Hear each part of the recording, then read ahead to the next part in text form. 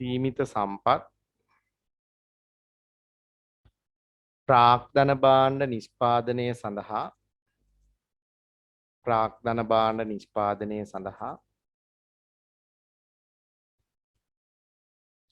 වැඩිපුර භාවිත කරන විට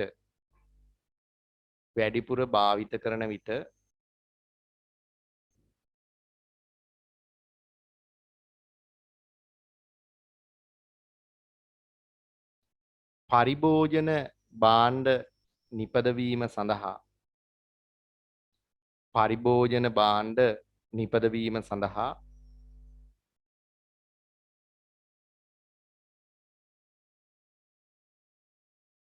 පවත්නා සම්පත්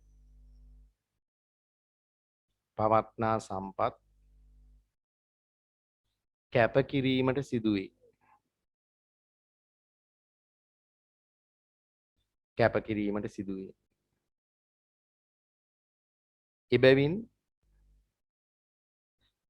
එබැවින් ආර්ථික වර්ධනයේ ආවස්තික පිරිවැය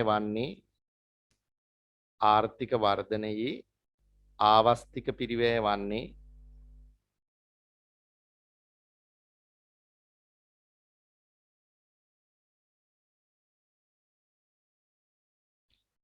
අනාගත ආයෝජනය වෙනුවෙන් කැපකරන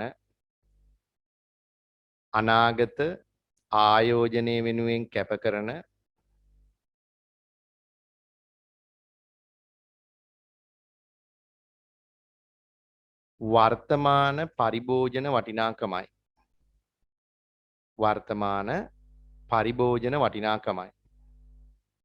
ඒක තමයි පුතේ වර්ධනයේ ආවස්තික පිරිවැය කියන්නේ මොකක්ද කියලා අහුවොත් ලියන විදිය. හරිනේ? right. එන අංක 2 ලියන්න පුතේ. අංක 2 ලියන්න. ආර්ථික වර්ධනය නිසා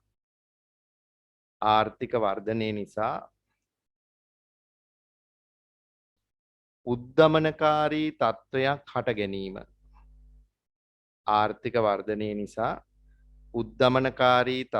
හට ගැනීම.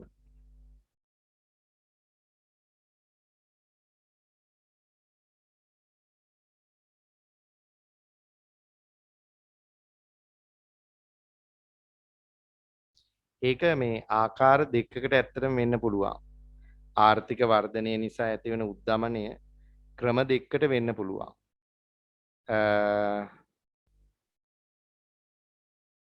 පුතේ දැන් ඔයාලගේ නෝට් එක ලියාගන්න බැරි වෙන ළමයිට මම මෙන්න මෙහෙම අවස්ථාවක් දෙන්නම්. දැන් ගොඩක් අය මට මැසේජ් කරනවා නෝට් එක ආයෙ කියන්න කියලා.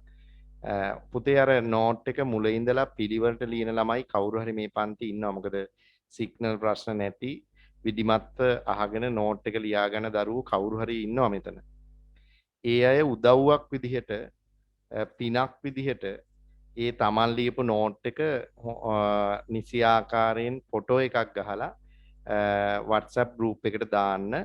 වෙන දේවල් ෂෙයා කරන්න එපා. ඒකේ ඔයා ඒ නෝට් එක දාන්න එක්ක මගේ group account එකට හරි නැත්නම් WhatsApp group එකේ මම මේ දීලා තියෙනවා ඔයාට දාන්න පුළුවන් මේ ඔයාලගේ ඔය කියන නෝට් එහෙම ෂෙයා කරන්න.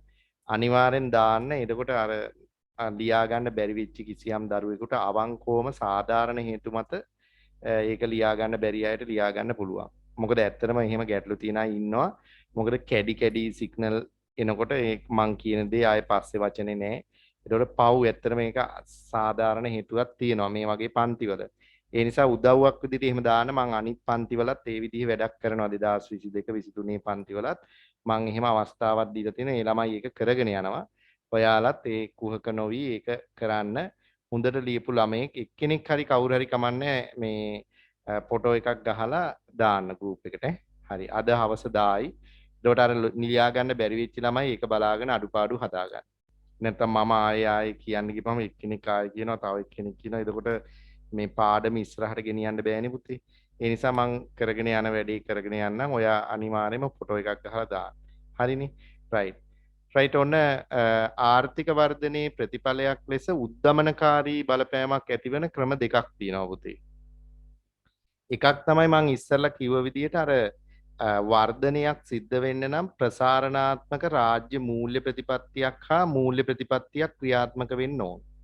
ඒ තුලින් පුතේ එක පැත්තකින් මූල්‍ය ප්‍රතිපත්තිය තුලින් ප්‍රසාරණාත්මකයි කියන්නේ මුදල් සැපයීම වර්ධනය වෙනවා. එතකොට මේ පැත්තෙන් ඉල්ලුමෙන් ඇදෙන උද්දමනයක් ඇති වෙන්න පුළුවන්. අනිත් පැත්තෙන් පුතේ මේ රාජ්‍ය මූල්‍ය ප්‍රතිපත්තියත් ප්‍රසාරණාත්මක වුණාම සමාහාර ඉල්ලුම තමයි වැඩි වෙන්නේ. ඒ තුලිනුත් රටේ ඉල්ලුම් අංශේ වැඩිවීම නැත්තම් ප්‍රසාරණාත්මක උද්දමනයක් ඇති වෙන්න පුළුවන්. දෙවෙනි ක්‍රමය තමයි පිරිවැයෙන් තල්ලු වන උද්දමනයකටත් මේ ආර්ථික වර්ධනයේ හේතුවක් වෙන්න පුළුවන්. ඒකෙදි වෙන්නේ මෙහෙමයි. දැන් ආර්ථික වර්ධනයේ ප්‍රතිඵලයක් විදිහට පුතේ නිෂ්පාදන සාධක සඳහා තියෙන ඉල්ලුම වැඩි වෙනවනේ. ඒ කියන්නේ ශ්‍රමය ඇතුළු නිෂ්පාදන සාධක වලට තියෙන ඉල්ලුම වැඩි වෙනවා ආර්ථික වර්ධනයේ වේගවත් වෙද්දී. එතකොට මොකද වෙන්නේ? ඉල්ලුම වැඩි වෙනකොට දැන් ශ්‍රමයේ පිරිවැය ඉහළ යනවා. භූමියේ පිරිවැය ඉහළ යනවා. ප්‍රාග්ධනයේ පිරිවැය ඉහළ යනවා. නේද? එතකොට පිරිවැය ඉහළ යනවා කියන්නේ නිෂ්පාදන පිරිවැය වැඩි වෙලා පිරිවැයෙන් තල්ලු වන උද්දමනයකුත් ඇති වෙන්න පුළුවන්. ඒ නිසා වර්ධනයේ ප්‍රතිඵලයක් විදිහට දෙආකාරයක උද්දමන බලපෑමක් ආර්ථිකය තුළ සිද්ධ වෙන්න පුළුවන්. පැහැදිලිද? රයිට් ලියා ගන්න මෙහිම. ආර්ථික වර්ධනයක් සඳහා ඒ යටතේ ලියන්නේ ආර්ථික වර්ධනයක් සඳහා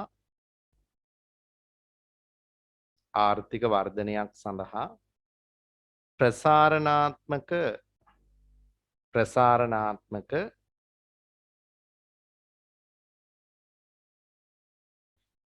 මූල්‍ය ප්‍රතිපත්තියක් හා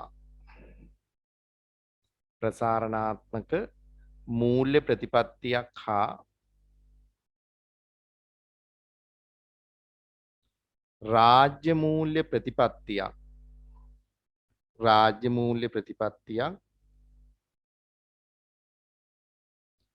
ක්‍රියාත්මක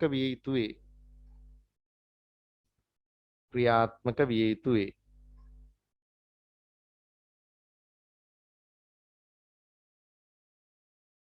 එහිදී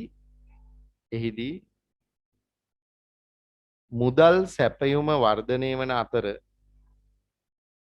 සැපයුම වර්ධනය වන අතර සමාහාර ඉල්ලුමද වර්ධනය වේ.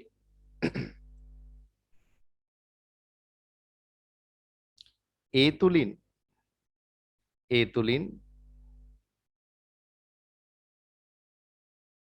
ඉල්ලුමෙන් ඇදෙන උද්දමනකාරී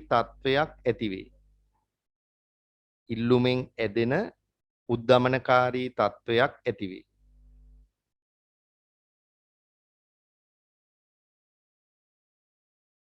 ඊළඟ ඡේදය ලියමු.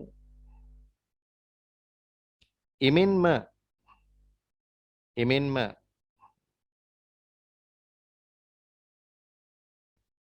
වර්ධනයේ ප්‍රතිඵලයක් ලෙස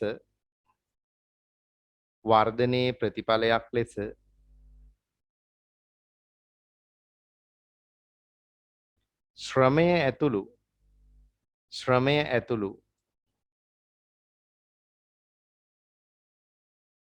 නිෂ්පාදන සාධක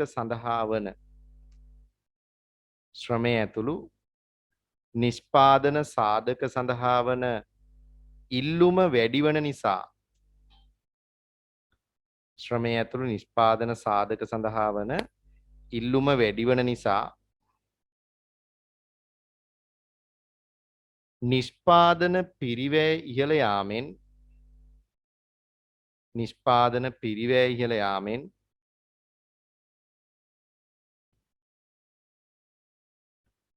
පිරිවැයෙන් තල්ලුවන උද්දමනකාරී තත්ත්වයක්ද ඇතිවේ.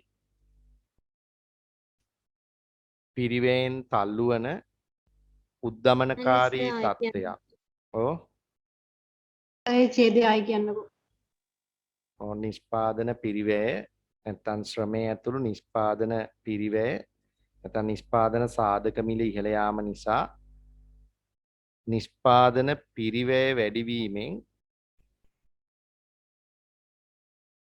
පිරිවැයෙන් තල්ලුවන උද්දමනකාරී තත්ත්වයක් ඇතිවේ. පිරිවැයෙන් තල්ලු වන උද්දමනකාරී තත්ත්වයක් ඇති වේ. හරිද? right. එතකොට ඔය මං කිව්වේ ආර්ථික වර්ධනයේ දෙවෙනි අවාසිය. තුන්වෙනි අවාසිය ලියන්න පුතේ මාතෘකාව පාරිසරික ගැටලු වර්ධනය වීම.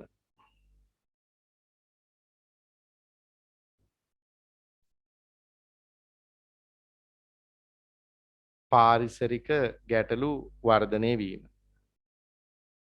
දැන් ඒක වෙන්නේ පුතේ මං ඉස්සෙල්ලත් පැහැදිලි කළා ආර්ථික වර්ධනයේ ප්‍රතිඵලයක් විදිහට සම්පත් අධිඋපයෝජනය තුලින් පරිසර දූෂණය, පරිසර හායනය, ඒ වගේම ප්‍රතිස්ථාපනය කළ නොහැකි සම්පත් ක්ෂය වීම තුලින් නිෂ්පාදනයේ හා පරිභෝජනයේ ඍණ බාහිරතා ජනනය වෙන්න පුළුවන්. ඒ තුලින් පාරිසරික ගැටලු වර්ධනය වෙන්න පුළුවන්. පැහැදිලි නේද? රයිට් ලියන්න එතන වාක්‍යයක්. වෘද්ධියේ ප්‍රතිඵලයක් ලෙස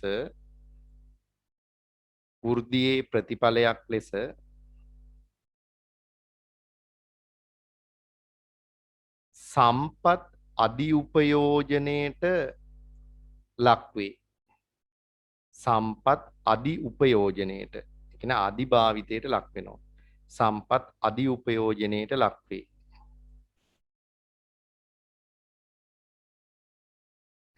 ඒ තුලින්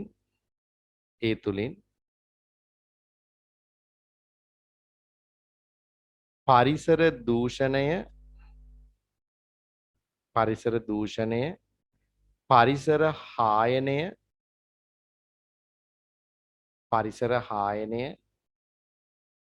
කමා ප්‍රතිස්ථාපනය කළ නොහැකි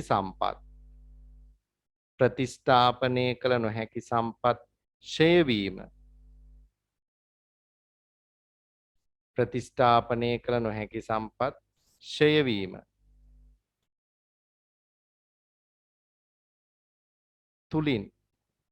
තුලින් නිෂ්පාදනයේ හා පරිභෝජනයේ ඍණ බාහිරතා ජනනය වේ. නිෂ්පාදනයේ හා පරිභෝජනයේ ඍණ බාහිරතා ජනනය වේ. පුතේ මම සාකච්ඡා කළේ තුන්වෙනි අවාසිය. පාරිසරික ගැටලු කියන తত্ত্বය. පුතේ හතරවෙනි අවාසිය ලියන්න ඔය දරුවෝ ආදායම් හා ධන ව්‍යාප්තියේ විෂමතා වැඩිවීම.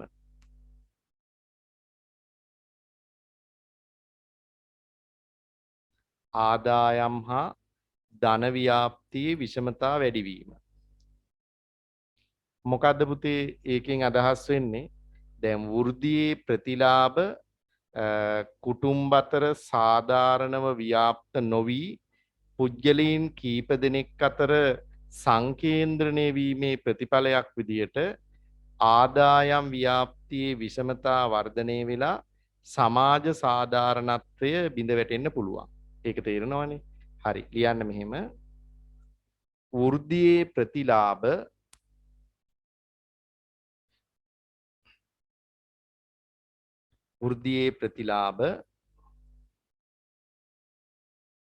ජනගහනය අතර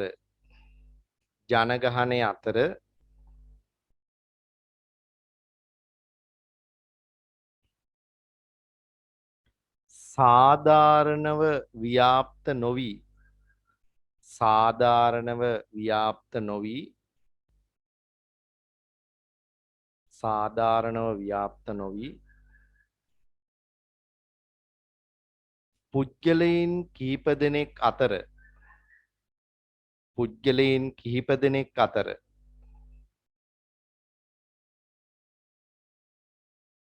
සංකේන්ද්‍රණය වීම නිසා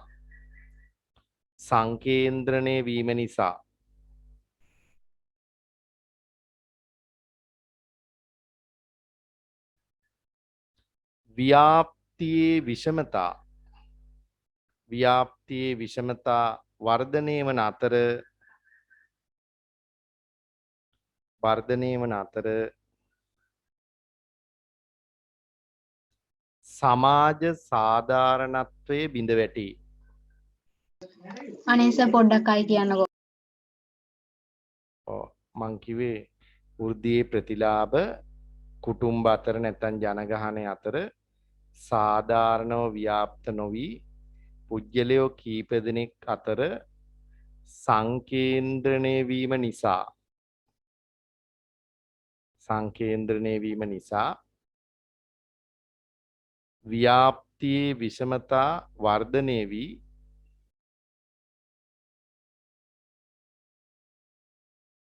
සමාජ සාධාරණත්වයේ බිඳ වැටේ. සමාජ සාධාරණත්වයේ බිඳ වැටේ. හරි මග ඇරුණොත් ඔයාලා පුතේ මේ මම අනිවාර්යයෙන්ම මේ අර නෝට් එක දායි කවුරු හරි දරුවෙක් කවුරු හරි හොඳට ලියපු කෙනෙක් අනිවාර්යෙන් දාන්න පුතේ මට නම් කරලා කියන්න බෑ. අනිත් අය වෙනුවෙන් දාන්න අද හවසම නෝට් එක. ඒ අය අද හවසම බලලා ඔයාගේ නෝට් එකේ අඩුපාඩු තැන් හදාගන්න. සම්පූර්ණ නෝට් එක දාන්න මග හැරුණු කොටස් පුරව ගන්න. පැහැදිලි නේද? හරි. පුතේ අපි යමු ඊළඟ අවාසියට. තව එකක් ලියමු පස්වෙනි එක ලියන්න. ජීවන తত্ত্বය අයහපත් වීම.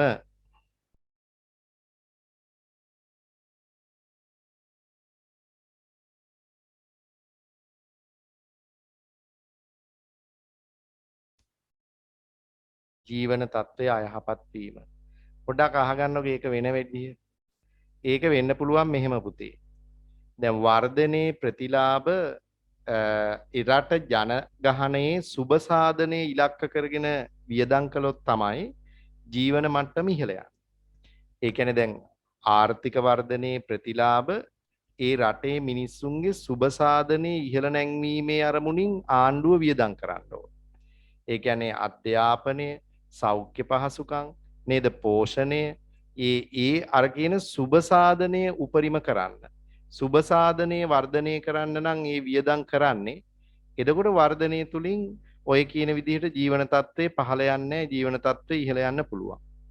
නමුත් ගොඩාක් රටවල දැන් අපේ රටේ වුණත් වර්ධනයේ ප්‍රතිලාභ වැය කරන්නේ මිනිස්සුන්ගේ සුබ සාධනය වෙනුවෙන් නෙවෙයි. දේශපාලනික අරමුණු උදෙසා තමයි ඒවා වියදම් කරන්න උත්සාහ කරන්නේ. අන්න ඒකේ ප්‍රතිඵලයක් විදිහට සුබ සාධනයේ බිඳ වැටෙන්න පුළුවන්. පැහැදිලි කියන එක. ඒතකොට සමාජ සුබ සාධනය අයහපත් වෙනවා, හානිදායක වෙනවා. ඒ වර්ධනයේ ප්‍රතිලාභ නැත්තම් ඒ වර්ධනයේ ප්‍රතිලාභ අදාළ සුබ සාධන කාර්යයන් සඳහා වියදම් කරන්නේ නැත්තම්. හරි? ලියා ගන්න මෙහෙම. ආර්ථික වර්ධනයේ ප්‍රතිලාභ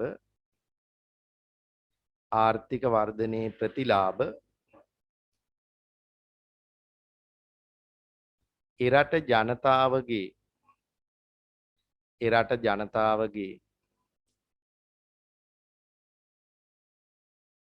සුබ සාධන පරමාර්ථයෙන් නොයදා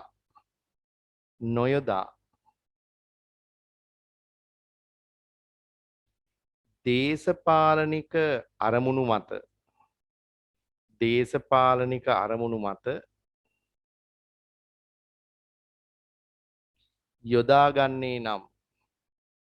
යොදාගන්නේ නම් ඒ තුලින් සමාජ සුබ සාධනයේ බිඳ වැටි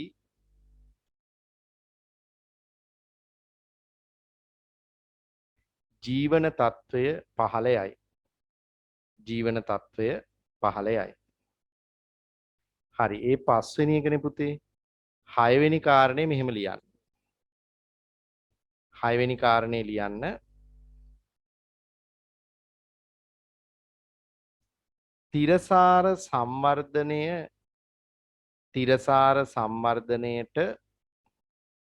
තිරසාර සම්වර්ධනයට බාධා ඇතිවීම.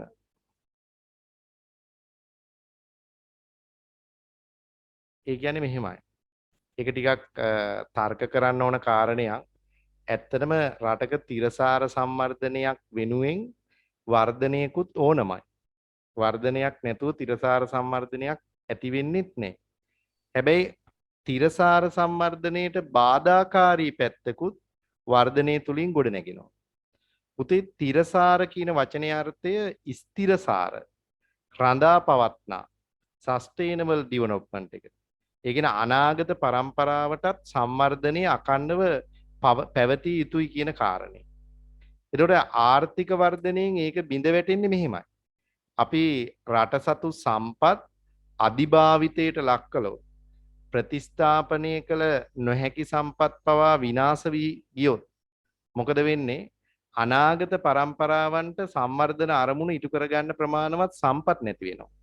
එතකොට තිරසාර සංවර්ධන පරමාර්ථය බිඳ වැටෙන්න පුළුවන්. ඒක තමයි ආර්ථික වර්ධනයෙන් තිරසාර සංවර්ධනයට වන ප්‍රධාන බාධාව. අර ප්‍රතිස්ථාපනය කළ නොහැකි සම්පත් පවා විනාශ වීම කියන සිද්ධිය. ලියා ගන්නකො එතන එක වාක්‍යයක්. වර්ධනයේ ප්‍රතිඵලයක් ලෙස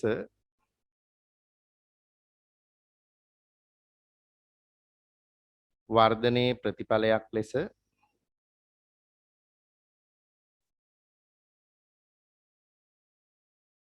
ප්‍රතිස්ථාපනය කළ නොහැකි සම්පත් ප්‍රතිස්ථාපනය කළ නොහැකි සම්පත්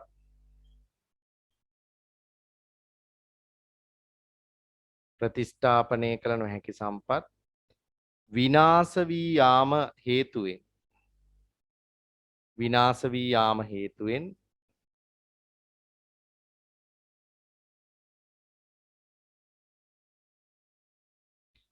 අනාගත પરම්පරාව සඳහා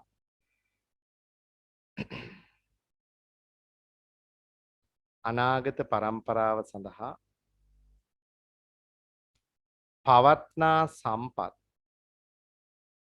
පවත්නා සම්පත්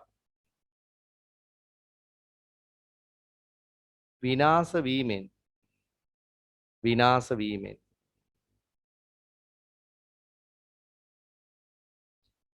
තිරසාර සංවර්ධනයට බාධා ඇති කරයි.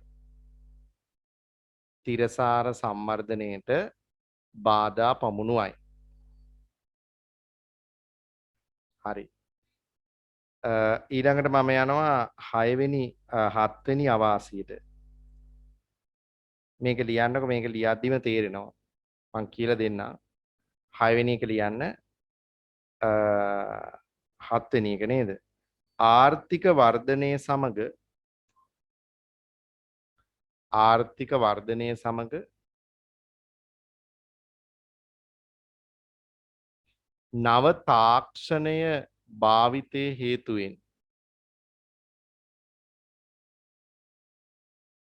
නව තාක්ෂණය භාවිතයේ හේතුවෙන්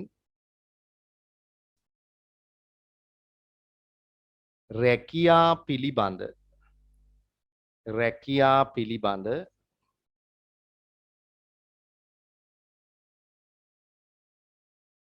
අවිනිශ්චිතතා වර්ධනය වීම. රැකියා පිළිබඳ අවිනිශ්චිතතා වර්ධනය වීම. හරි. මොකක්ද ඒ කිව්වේ? පුතේ ඔයාට තේරෙන්න ඕන වර්තමානයේ වෙලා තියෙන වින්නැහි එක පැත්තකින්. මොකද්ද? මේ තාක්ෂණික දියුණුවත් එක්කලා පුතා අර අතින් පයින් මැනුවල් කරපු දේවල් ගොඩක් කෙව්වා දැන් තනිකර ඔටෝමේටඩ් වෙලා තියෙන්නේ.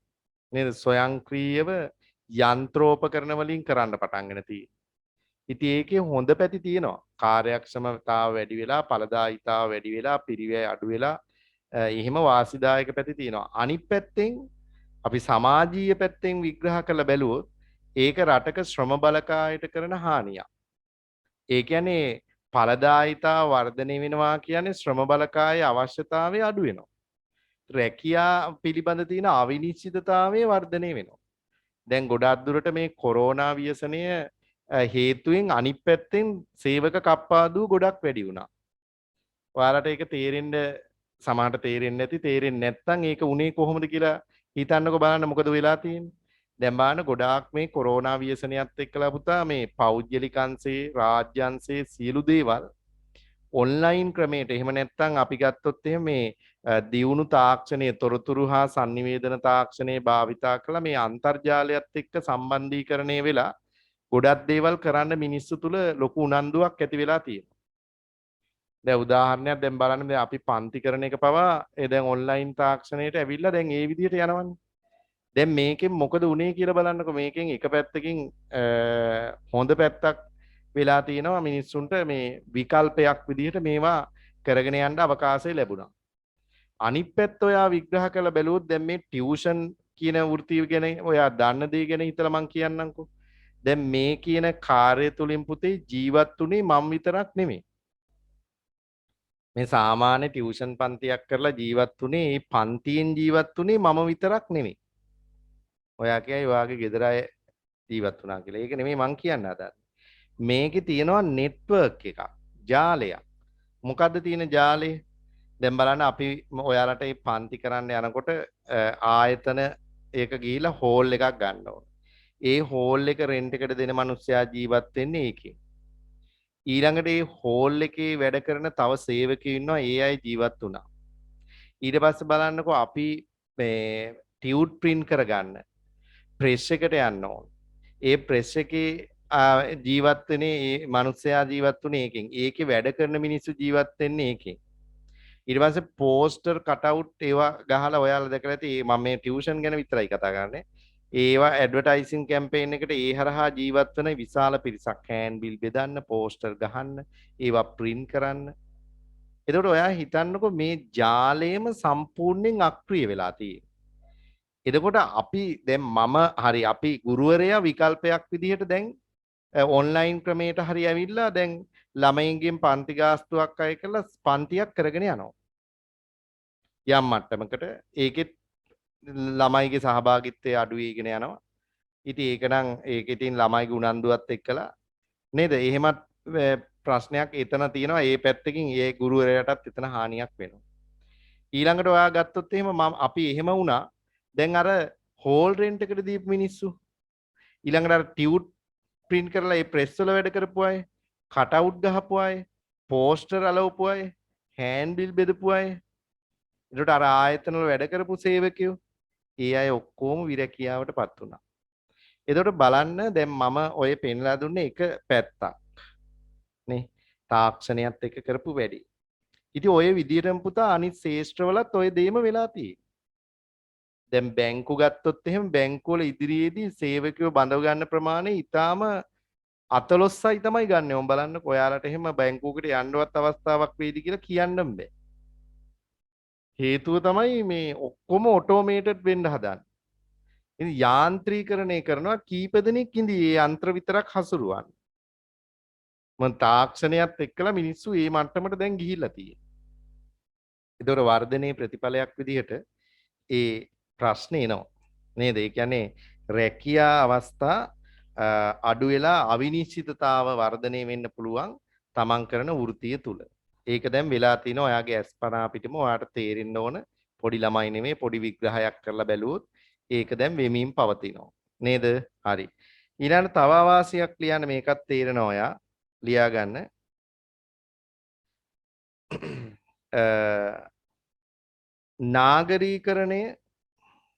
නාගරීකරණය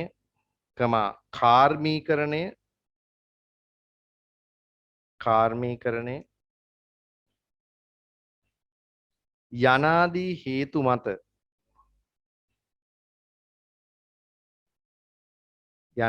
හේතු මත නාගරීකරණය කාර්මීකරණය යනාදී හේතු මත කාර්යබහුල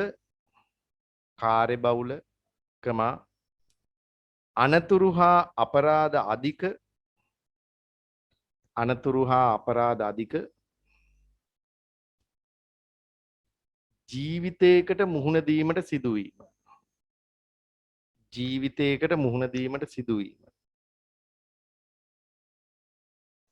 කියන්නද? ඔව් කියනවා එකපාරක් ලියන්න. නාගරීකරණය කාර්මීකරණය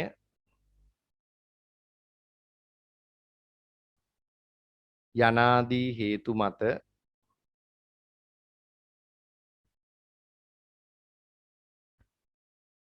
කාර්යබහුල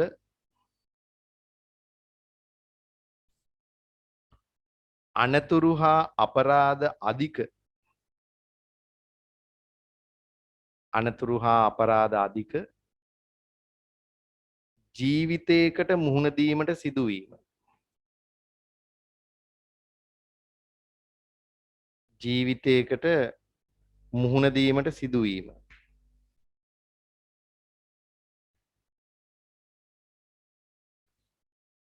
හරි ඒක නම් තේරෙනවා දැන් බලන්නකෝ හොඳම උදාහරණය තමයි කොළඹ පරිසරය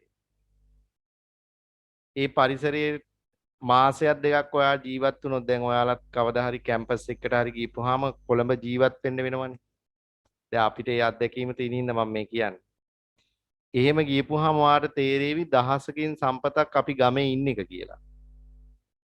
ඒ ජීවිතයේ අන්තිම අප්‍රසන්න ජීවිතයක් තියෙන. ඒ වගේ ඉන්න මිනිස්සු හුරු වෙලා ඉන්න හින්දා ඒක අවුලක් නැහැ. ඒ කියන්නේ මේ ඇවිල්ලා තියෙන්නේ අර කියන කාරණා හින්දා. ඒ කියන්නේ නාගරීකරණේ කාර්මීකරණේ. කාර්මීකරණේ හින්දා තමයි නාගරීකරණේ වෙලා තියෙන්නේ. ඒ කියන්නේ කාර්මීකරණය කියන්නේ පුතේ කර්මාන්ත ශාලා බිහිවීම යන්ත්‍රෝපකරණ වැඩියෙන් භාවිත වීම ඒක නගරයේ තුල වෙනකොට ගමේ මිනිස්සු නාගරීකරණය වෙලා. ඒ රැකියා බිහි වෙන්නේ එතනනේ. ඉතින් අවසාන කාර්මීකරණයයි නාගරීකරණයයි හේතුවෙන් තදබදේ වර්ධනය වෙලා. අනතුරු වැඩි. අපරාධ වැඩි මංකොල්ල මිනිමැරුම් ඒවා වැඩි. ස්ත්‍රී දූෂණ වංචා ඔක්කොම වැඩි. නේද ඊට පස්සේ කාර්යබහුල අර සංකීර්ණ ජීවිතයක් තමයි තියෙන්නේ.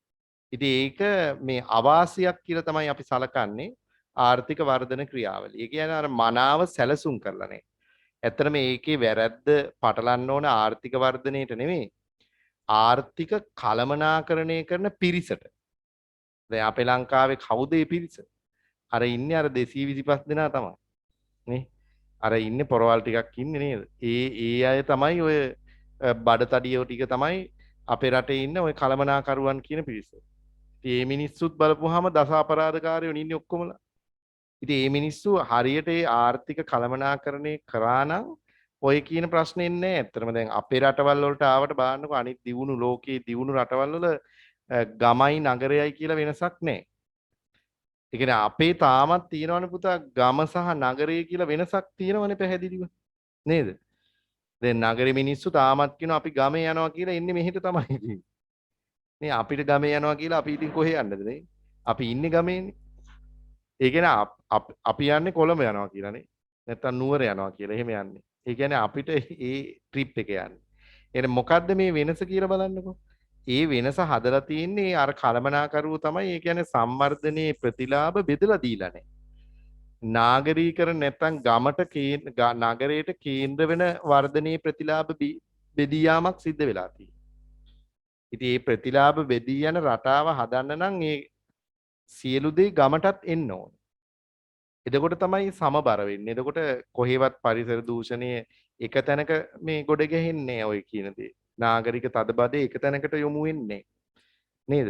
එහෙම වුණා නම් ওই ප්‍රශ්න අඩුයි. ඉතින් ඒක ආර්ථික වර්ධනයට බාර දෙන්න ඕන ගැටලුවක් නෙමෙයි. කළමනාකරුවන්ට බාර දෙන්න ඕන දුර්වලතාවයක්. ඒකයි කියන්න හදන්නේ. හරි ඔන්න ඔතනින් මම අවසාන කරනවා මොකද්ද මේ ආර්ථික වර්ධනයේ පිරිවැය කියන මාතෘකාව. පුතේ මම අවාසි 6-7ක් කියලා දුන්නා. කරුණාකර 4ක්වත් කටපාඩම් කරගන්න හිතලා ලියන්න බැයි නම්. හරි? එහෙනම් ඊළඟ මාතෘකාව ලියන්න. මේක නම් හිතලත් ලිව්ව හැකි. නමුත් උත්තර ටිකක් දෙන්න ඕන. ඊළඟ මාතෘකාව ලියන්න ඔය ටියුට් එකේ ලිව්වත් කමන්න නැත්නම් ඔයාගේ අර කොලේම ලියන්න ඒක කැමතිම ඒ පොතේම ලියන්න. රටක ආර්ථික වෘද්ධිය සීමා කරන සාධක. රටක ආර්ථික වෘද්ධිය සීමා කරන සාධක. නැත්තම් වරහන් ඇතුළේ ලියන අභියෝග ආර්ථික වෘද්ධිය සීමා කරන සාධක එහෙම නැත්තම් අභියෝග. පුතේ මම ඕක හිතලා ලියන්න පුළුවන් කියන්නේ නිකන් දැන් රටේ අයහපත් පැත්ත කිව්වනම් හරි ඕකේ. මොනවද අයහපත් ලක්ෂණ? ඉතින් රටක දියුණු වෙන්න තියෙන බාධා ටික කියන්නේ.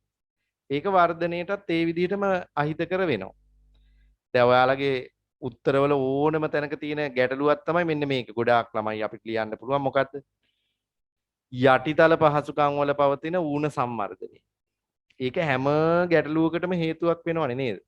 හැම එකටම හේතුවක් කියලා දාන්න පුළුවන්. අවුලක් නැහැ. මොකද යටිතල පහසුකම් දුර්වලයි කියන්නේ හැම දෙයකටම බලපාන. එතකොට දැන් ආර්ථික වර්ධනය මන්දගාමී වෙන්නත් යටිතල පහසුකම් වල ඌන සංවර්ධනය සහ ප්‍රාදේශීයව තියෙන විෂමතා බලපානවා.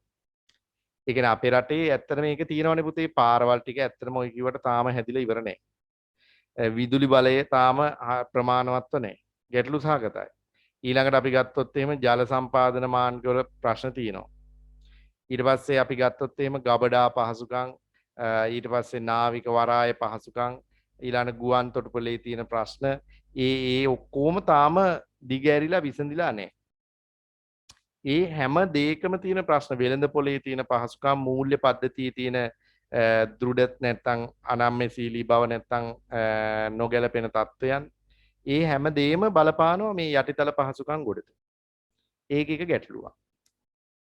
ඊළඟ තව ප්‍රශ්නයක් අපිට ඉදිරිපත් කරන්න පුළුවන් දේශපාලන අස්ථාවරභාවය. දැන් අපේ රටේ තරම් දේශපාලන අස්ථාවරභාවයක් වෙන කොහෙවත් තියෙනවද දන්නේ නැහැ. දැන් ඔයා මේ දවස් ටිකේ ප්‍රවෘත්ති ඇහුවනම් එක රටක මරු සිද්ධියක් වුණා මේ දවස් ටිකේ. ඇෆ්ගනිස්තානේ මොකද වුනේ? ප්‍රවෘත්තියේම අහන්න ඕන. නැත්තම් අපේ රටටත් ওই දේ වුණා කියලා දැනගන්න වෙන්නේ අපෙන් තමයි අහලා. එහෙමද කියලා තමයි දැනගන්න වෙන්නේ.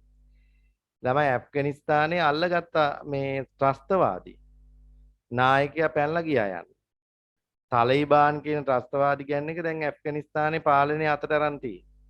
දැන් සාකච්ඡා කරනවා මේ දවස්වල බලය බෙදෙන හැටි. ඒතකොට බාන්න මේ මිනිස්සු අවුරුදු ගානක යුද්ධයකින් ත්‍රස්තවාදීන්ට පෙරදුනා.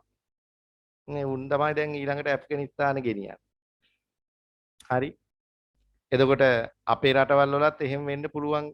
ඉතින් ඔයා ඇහැරලා ඉන්න වෙනව නැත්තම් මේ ඔයාලා ගෙදර පාලනේ කවුරු ගත්තත් ඔයා දන්නෙත් නෑ.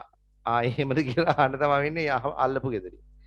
ඒ හින්දා අවදියෙන් ඉන්න රටේ වෙන ප්‍රශ්න ගැන. හරි ඒක වෙනම දෙයක්නේ. දැන් මම මේ කියාගෙන ආවේ ඔන්න යටිතල පහසුකම් වගේම දේශපාලන අස්ථාවරභාවය. අපේ රටේ එහෙම තියෙනවනේ පුතේ. දැන් අදපත් වෙච්ච පක්ෂය හෙට ඉඳලා බලන්නේ මේ මිනිස්සු ගෙදර යවන්නේ කොහොමද කියලා. විපක්ෂය බලන්නේ ඒක. අරුන් ආපු දවසේ ඉඳලා බලන්නේ කොහොමද මේ වැඩේ කරගෙන ඉක්මනට මේ ගෙදර යන්නේ කියලා තියෙන දේවල් ටික කාලා බීලා. නේ? ඒ හින්දා දේශපාලන අස්ථාවරභාවය හොඳටම තියෙන රටක් තමයි ශ්‍රී ලංකාව. ඒක තමයි ප්‍රධානම හේතුව අපේ රට ගොඩ යන්නේ නැති වෙන්නේ. දේශපාලන අස්ථාවරභාවය. ඊළඟ තව දුර්වලතාවයක් තමයි පුතේ සාර්වාර්ථික අස්ථායීතාවයන් තියෙනවා අපේ රටේ. දැන් උදාහරණයක් ගත්තාම උද්දමනකාරී තත්ත්වයන්, ඒ වගේම ගත්තාම ගෙවුන්සේ අර්බුද, විනිමය අනුපාතිකය ගත්තොත් නම් කතා කරලා වැඩක් නැහැ. රුපියල එන්න එන්න බාල්දු වෙමින් තියෙන. ඒවා අස්ථාවර භාවයන් රටේ තියෙන. නේද? ඒක බලපානවා වෘද්ධි ක්‍රියාවලිය සඳහා. ඊළඟට අපි ගත්තොත් එහෙම අනම්‍යශීලී රාජ්‍ය ප්‍රතිපත්ති විශේෂයෙන් බදු ප්‍රතිපත්ති වගේ ඒවා. එතකොට ඒ හිතකර ආයෝජකයන්ට හිතකර සානුබල පද්ධතියක් නැහැ එතකොට. ආයෝජකයෝ අපේ රටවල් වලට විදේශ ආයෝජකයෝ ගොඩක් දුරට එන්න කැමති නැහැ. අපේ රටේ තියෙන බදු ව්‍යුහයත් එක්කලා. ඒතර ඒවා බලපානවා රටක ආර්ථික වර්ධන ක්‍රියාවලිය මේ මන්දගාමී වෙන්න. තේරුණාද? ඔන්න ඔය වගේ අපිට උත්තර කීපයක් මං 6 7ක් 8ක් දෙනවා. ඒකෙන් 4ක් 5ක්වත් ඔලු ගෙඩිය නිතරම තියාගන්න උත්සාහ කරන්න. එතකොට ගොඩ යෑමක් තියෙනවා. හරි මාතෘකාව ලිව්වා. ලියන්න කරුණු විස්තර නෑ මේකේ කරුණු ටිකක් තියෙන්නේ. ලියාගන්න පළවෙනි එක යටිතල පහසුකම් වල පවතින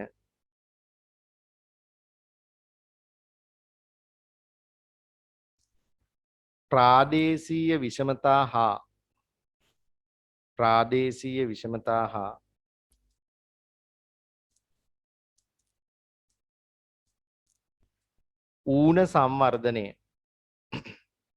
ඌන සංවර්ධනය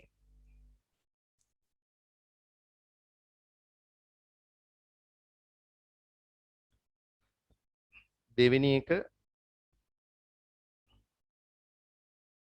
දේශීය ඉතුරුම්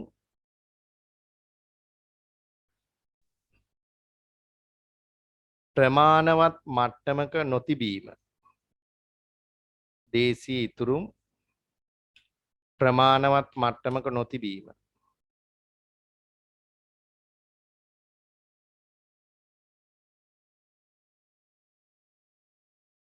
ඊළඟ එක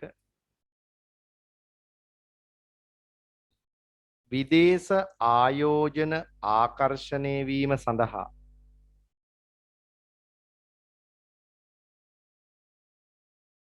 විදේශ ආයෝජන ආකර්ෂණය වීම සඳහා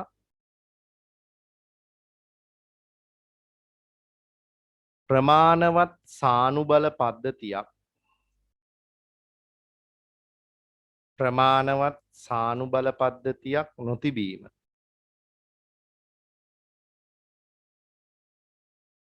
ප්‍රමාණවත් සානුබල පද්ධතියක් නොතිබීම.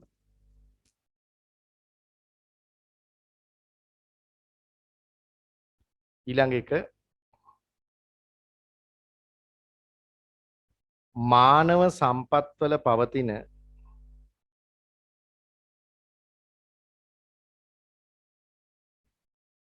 මානව සම්පත්වල පවතින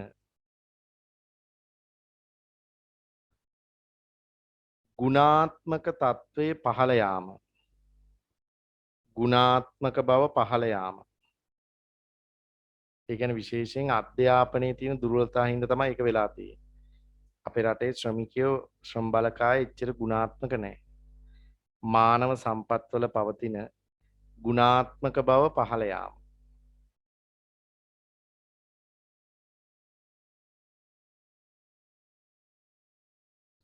ඊළඟ කාරණේ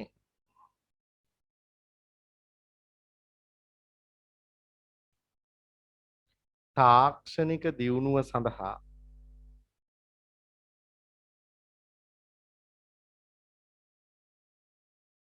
තාක්ෂණික දියුණුව සඳහා අවශ්‍ය දැනුම හිඟවීම හා අවශ්‍ය දැනුම හිඟවීම හා ආයෝජන ප්‍රමාණවත් නොවීම. රටේ ආයෝජනය කරන්නේ අලුත් දේවල් කරන්න. අපි ඒ කරන ආයෝජනයට නමක් කියනවා පුතේ මේ R&D Research and Development Expense. ඒ කියන්නේ මේ පර්යේෂණ හා සංවර්ධන වියදම් තුලින් තමයි තාක්ෂණයේ ගවේෂණය කරන්න පුළුවන්. ඉතින් ලංකාවේ 0.0 ගාණක් තමයි දලදේශීය නිෂ්පාදිතයෙන් ඒවට ආයෝජනය කරන්නේ. දැන් චීනය ඉන්දියාව වගේ රටවල් ගත්තාම 120ක් 30ක් ඒ වෙනුවෙන් ආයෝජනය කරනවා. තේරෙනවද? ඒ කියන්නේ අපේ රටවල් වල ඒ ආයෝජනයේ ප්‍රමාණවත් නැහැ. ඒ කියන්නේ සංවර්ධන හා පර්යේෂණ වියදම් R&D Research and Development වියදම් ප්‍රමාණවත් නැහැ.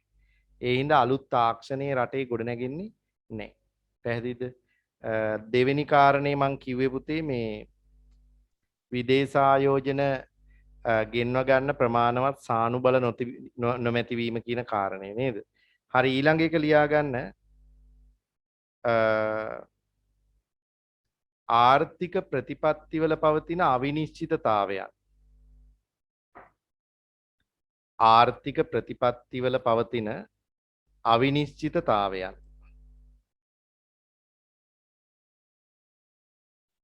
ඒ කරුණෙන් කරුණ අහනවා ළමයි. එතකොට මට ඒක ආයෙ කියා ඉන්නවනේ මං කිව්වා විසඳුමක්. ඔයාලට නෝට් එක දායි පුතේ ගෲප් එකට ඒකේ අඩුපාඩු හදාගන්න. ආර්ථික ප්‍රතිපත්තිවල පවතින අවිනිශ්චිතතාවයන්.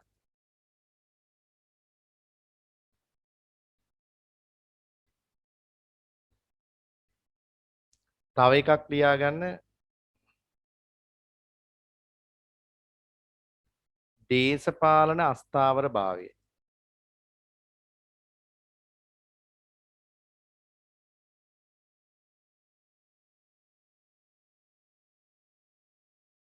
දේශපාලන අස්ථාවර භාවය. තව එකක් ලියන්න සාර්වාර්ථික අස්ථායීතාවයන්. සාර්වාර්ථික අස්ථායීතාවයන්. සාර්වාර්ථික අස්ථායීතාවයන්.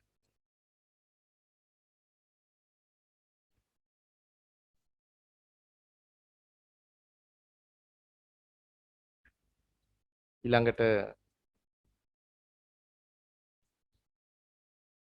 විදේශ ණයගැතිභාවය ඒකත් බලපානවා.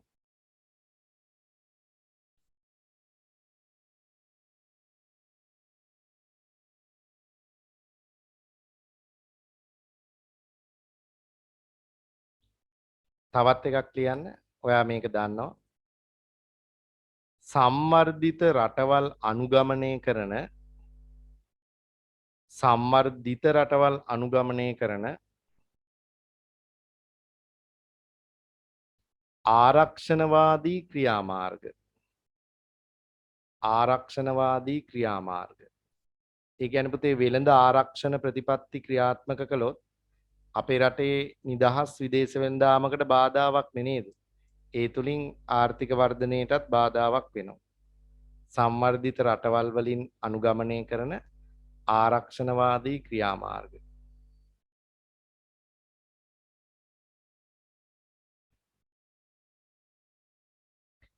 ඊළඟ එක තව එකක් ලියන්න පුතේ.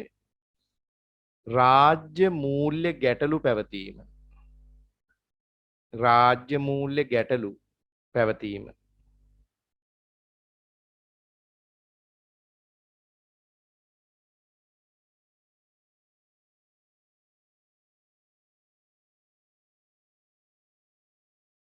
තව එකක් ලියන්න. වෙළඳ පොළ පටුවීම. වෙළඳ පොළ පටුවීම. ඒ කියන්නේ දැන් ශ්‍රී ලංකාවට විශේෂයෙන් ආවේනික ගැටලුවක් තමයි ලංකාවේ වෙළඳ පොළ පටුවීම කියන එක. ඒ කියන්නේ අපේ සමස්ත දිවයිනටම විකුණවුවත් විකුණන්න වෙන්නේ කෝටි 1,86 ලක්ෂයක විතර ජනගහනයක් නින්නේ. ඉතින් ඒ කියන්නේ කෝටි දෙකක්වත් නෑ තාම. දැන් අපි වගේ නෙමෙයි ඉන්දියාව චීනය වගේ රටවල් ගත්තාම කෝටි 30යි 40යි වෙන්න පුළුවන් ඒ කට්ටියන්ගේ ජනගහනය නේ. ඒක අපි වගේ 30 40 ගුණයක් විශාලයි ජනගහනය. ඒ නිසා ඒ රටවල් අපි වගේ මාකට් එකකට නෙමෙයි කටයුතු කරන්නේ. අපේ යාළගේ එක ප්‍රාන්තයක අපේ රටේ ජනගහනයට වඩා වැඩියෙන් ඉන්නවා වෙන්නේ. ඉතින් අපි ඒ අතින් ඉතා පොඩි මාකට් එකක් තමයි තියෙන්නේ. ඒකයි අපේ රටවල් වලට විදේශ ආයෝජකයෝ එන්නේ නැත්තේ. මොකද දැන් ඉන්දියාව වගේ මාකට් එකකට ගිහිල්ලා 100ට 2ක් අල්ලගත්තත් ඇති. අපේ රටේ මාකට් එකේ 180ක් අල්ලගත්තත් ඒ 100ට 2 කම්ප්ලීට් වෙන්නේ නැහනේ. ඉතින් ඒ නිසා ලොකු ජනගහනයක් ඒ රටවල ඉන්නවා. අපේ රටට බාධාවක් වෙළඳපොළ පටුවීම කියන දේ විදේශ ආයෝජකයෝ එහෙම එන්න කැමති නැහැ. හරි ඕවා තමයි පුතේ මේ ආර්ථික වර්ධනයේ තියෙන ආර්ථික වර්ධනය අහිතකර වෙන්න ආර්ථික වර්ධනය මන්දගාමී වෙන්න බලපාන ක්‍රියාත්මක වන හේතු. හොඳයි. දැන් අලුත්ම කොටසකට යන්න හදාන්න. ඒක ඔයාගේ ওই ටියුට් එකේ කොහොමත් නැහැ. පොතේම ලියන්න ඕන මාතෘකාවක්. ඒක මම පොඩ්ඩක් කියලා දෙන්නම්. පුතේ අපි ඉගෙන ගන්න යනවා අලුත් සංකල්පයක්. ඒ තමයි මෙන්න මෙයා. ආර්ථික ව්‍යූහමේ වෙනස් වීම කියලා එකක් තියෙනවා. ඉස්සලා අහගන්න මේ කතාව ඔයා දන්නේ කවදාවත් අහලා නැහැ. ආර්ථික ව්‍යූහමේ වෙනස් වීම. ආර්ථික ව්‍යූහමය වෙනස් වීම කියලා සංකල්පයක් තියෙනවා. දැන් අපි ඉගෙන ගන්න යන්නේ මොකද්ද මේ ආර්ථික ව්‍යූහමේ වෙනස් වීමක් කියලා කියන්නේ. දැන් මෙතනදී අපි ආර්ථික ව්‍යූහය කියලා එකක් ඉගෙන ගන්නවා. ඒ ආර්ථික ව්‍යූහයේ සිද්ධ වෙන වෙනස් වීම තමයි ආර්ථික ව්‍යූහමේ වෙනස්කම් කියලා කියන්නේ. දැන් සාමාන්‍යයෙන් මේ ආර්ථික ව්‍යූහය කියලා කියන්නේ රටක දලදේශීය නිෂ්පාදිතය ඒ වගේම සේවා නියුක්තිය සහ අපනයන වල සංයුතිය සඳහා කෘෂිකාර්මික කාර්මික හා සේවා කියන අංශ තුනෙන් සිදු කරන ප්‍රතිසතාත්මක දායකත්වයට තමයි අපි කියන්නේ ආර්ථික ව්‍යූහය කියලා. ඒක තේරුම් නැත්නම් මම ආයෙ කියන්නම්. මෙන්න මේ කෘෂිකාර්මික අංශය ඒ වගේම කාර්මික අංශය සහ සේවා කියන අංශ තුන මෙන්න මේ තුන් දෙනා මෙන්න මේවට දායක වෙලා තියෙන්නේ කොහොමද? මොනවටද? එකක් රටේ දලදේශීය නිෂ්පාදිතයට. අනිත් එක අපනයන සංයුතියට. අපනයන සංයුතිය. අනිත් එක තමයි සේවා නියුක්තියට. සේවා නියුක්තිය. ඒ කියන්නේ පුතේ මෙහෙමයි. දලදේශීය නිෂ්පාදිතය ගත්තොත් ඒකෙන් 100ට කීයක් කෘෂි නිෂ්පාදනද? 100ට කීයක් කාර්මික නිෂ්පාදනද? 100ට කීයක් සේවාංශයේ නිෂ්පාදනද? මෙන්න මේ දලදේශීය නිෂ්පාදිතයට මේ කියන අංශ තුනෙන් සාපේක්ෂ දායකත්වයේ ප්‍රතිශතාත්මක දායකත්වයේ කොච්චරද? ඊළඟට අපි ගත්තොත් අපනයන සංයුතිය තුල කෘෂිකාර්මික අපනයන කාර්මික අපනයන වල දායකත්වයේ කොච්චරද? ඊළඟට සේවා නියුක්තිය ගත්තොත් කෘෂි අංශයේ සේවා නියුක්තිය කාර්මික අංශයේ සේවා නියුක්තිය සේවාංශයේ සේවා නියුක්තිය කොච්චරද? අන්න ඒ දායකත්වයට තමයි අපි කියන්නේ ආර්ථික ව්‍යූහය කියලා. ඒ දායකත්වයට අපි කියනවා ආර්ථික ව්‍යූහය කියලා. ඒ ව්‍යූහයේ සිද්ධ වෙන වෙනස් වීම තමයි ව්‍යූහාත්මක වෙනස් වීම කියලා කියන්නේ. ඉතින් ඇයි අපි ඒක මේ ආර්ථික වර්ධනයේ පාඩමට සම්බන්ධ කරගන්නේ? ආර්ථික වර්ධන ක්‍රියාවලියත් සමග මේ ව්‍යූහය තුල ව්‍යූහමේ වෙනසක් සිද්ධ වෙනවා. ඒ කියන්නේ අපි කාල පරිච්ඡේදයක් තුල ආර්ථික වර්ධනයේ ප්‍රතිඵල විග්‍රහ කරලා බැලුවොත් ඒ ආර්ථික වර්ධනයේ ප්‍රතිඵලයක් විදිහට දලදේශීය නිෂ්පාදිතයට සිදු කරන ආංශික දායකත්වයේ වෙනසක් වෙලා තියෙනවා. ඒක මම සංඛ්‍යා දත්තත් එක්ක දැන් ඔප්පු කරලා පෙන්නනවා. ඒ වගේම සේවා නියුක්ති දායකත්වයේ අවුරුදු ගණනාවක ගත්තොත් ඒක වෙනස් වෙලා තියෙනවා. අපනයන සංයුතිය තුල කෘෂිකාර්මික කාර්මික අපනයන වල දායකත්වයේ වෙනස් වෙලා තියෙනවා. ඒ කාල පරිච්ඡේදය තුල විශ්ලේෂණය කළ බලපුවාම. එතකොට මේ ආර්ථික වර්ධන ක්‍රියාවලිය හින්දා මේ ව්‍යූහයේ සිද්ධ වෙන දායකත්වයේ වෙනස් වීම සිද්ධ වෙලා තියෙනවා. ඒවට බලපාන හේතුත් ඔයාගේ විභාගෙට අහනවා. ඒ වෙනස් වීම සිද්ධ වෙන්නේ කුමන දිශාවටද කියන එකයි ඒ සඳහා බලපාන විද්‍යානුකූල හේතු මොනවද කියන එකයි ඔයා දැනගන්න ඕනේ. ඒතර මම අවුරුදු 10ක 15ක සංඛ්‍යා දත්ත මම අද ඔයාට දෙනවා. ඒ වගේ වැදගත් ඒවා ඔයාට සිද්ධ වෙනවා කටපාඩම් කරගන්න මේ ප්‍රශ්න රචනා පේපර් එකේ ලියනවා නම්. මොකද විශේෂයෙන් 2019 අවුරුද්දේ දත්ත ටික අනිවාර්යෙන් මතක තියෙන්න ඕන. තේරුණාද? හරි. අපි එහෙනම් පොඩි මාතෘකාවක් ලියමු. ආර්ථික ව්‍යූහමේ වෙනස්කම් කියලා ලියාගන්න ඉස්සෙල්ලා මාතෘකාව. ආර්ථික ව්‍යූහමේ වෙනස්කම්. ආර්ථික ව්‍යූහමේ වෙනස්කම්. ඒ යටතේ මෙන්න මේ හැඳින්වීම ලියමු ඉස්සෙල්ලාම. කාලයත් සමග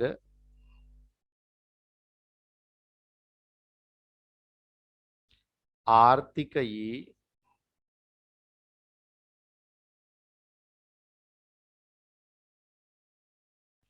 විවිධ අංශවල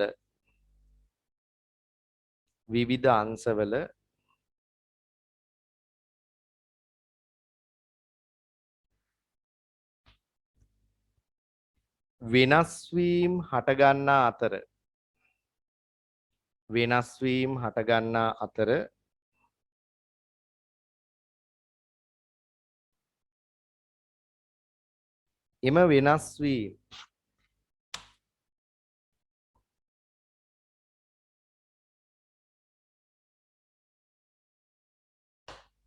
එම වෙනස් වීම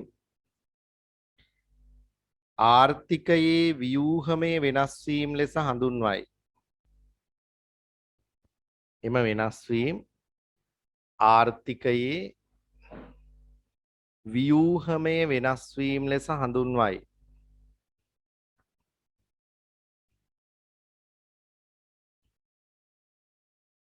ව්‍යූහමය වෙනස් වීම ලෙස හඳුන්වයි.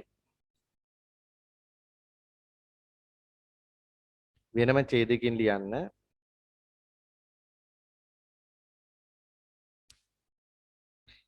ආර්ථික වර්ධනයේ හේතුවෙන්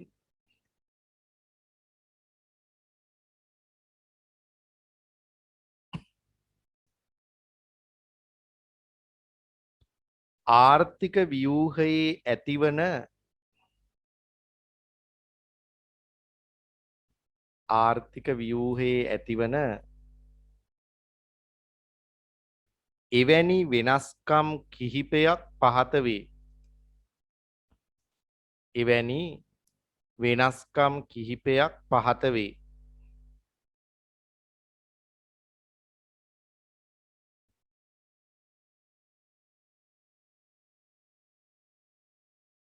රයිට්. අපි ලියමු කීපයක් වෙනස් වීම මෙන්න මෙහෙම වෙන්න පුළුවන් වර්ධනයත් එක්කලා.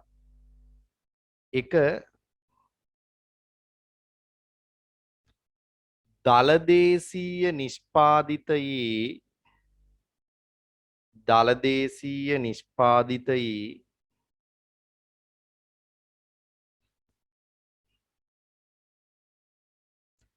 ආංශික සංයුතිය වෙනස් වීම. දළදේශීය නිෂ්පාදිතයේ ආංශික සංයුතිය වෙනස් වීම.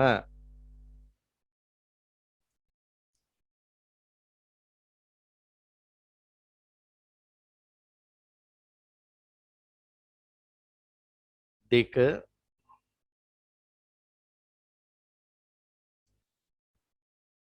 සේවා නියුක්තියේ දායකත්වය වෙනස් වීම.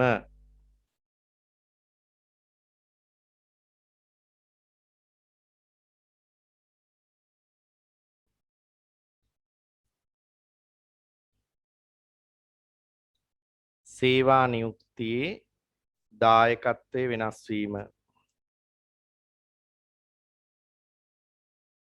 3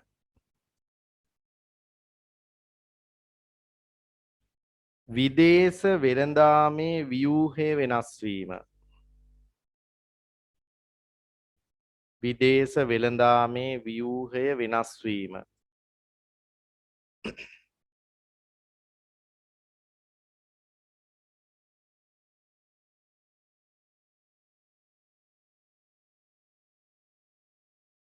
හතර ආදායම් ව්‍යාප්තිය වෙනස් වීම. ආදායම් ව්‍යාප්තිය වෙනස් වීම.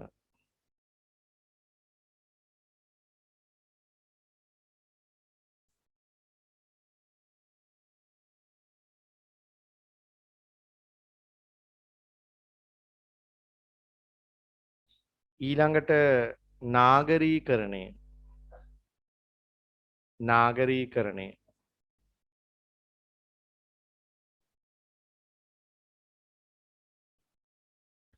ඊළඟට නවීකරණය හා කාර්මීකරණය. නවීකරණය හා කාර්මීකරණය.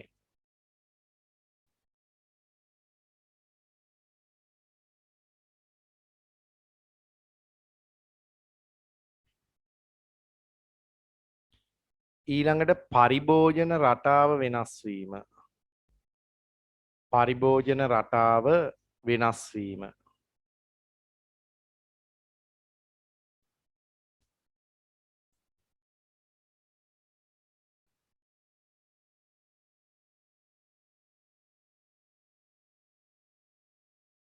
ඊළඟට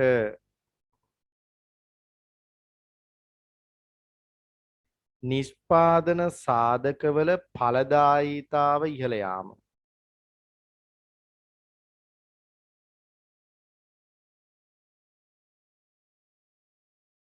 සාධක ඵලදායීතාව ඉහළ යාම.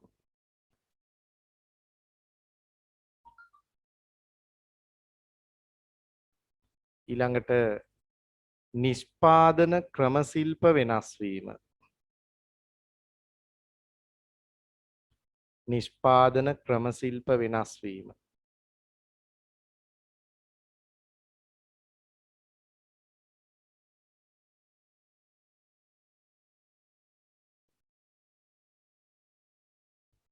ඊළඟට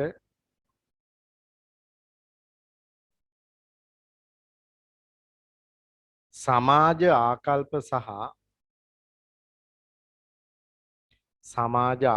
සහ ආයතනික ව්‍යූහය වෙනස් වීම.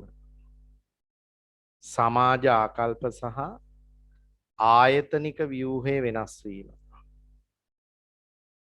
පුතේ ඒවා තමයි ආර්ථික ව්‍යුහාත්මක වෙනස් වීම. ඒ කියන්නේ ආර්ථික වර්ධනයත් එක්කලා ආර්ථිකයේ විවිධ අංශවල සිදුවන වෙනස් වීම් වලට අපි කියනවා ආර්ථික ව්‍යුහමේ වෙනස් වීම කියලා. ඒ වෙනස් වීම මොනවාද කියලා ඇහුවොත් ඔය ඉදිරිපත් කරපු ඒවායින් 5ක් විතර ලියන්න.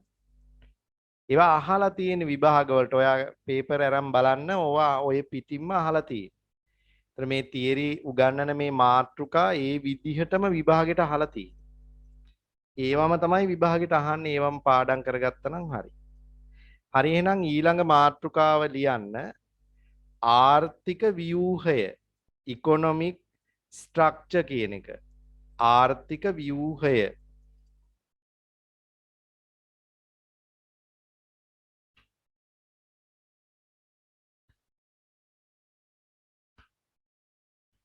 ආර්ථික ව්‍යුහය.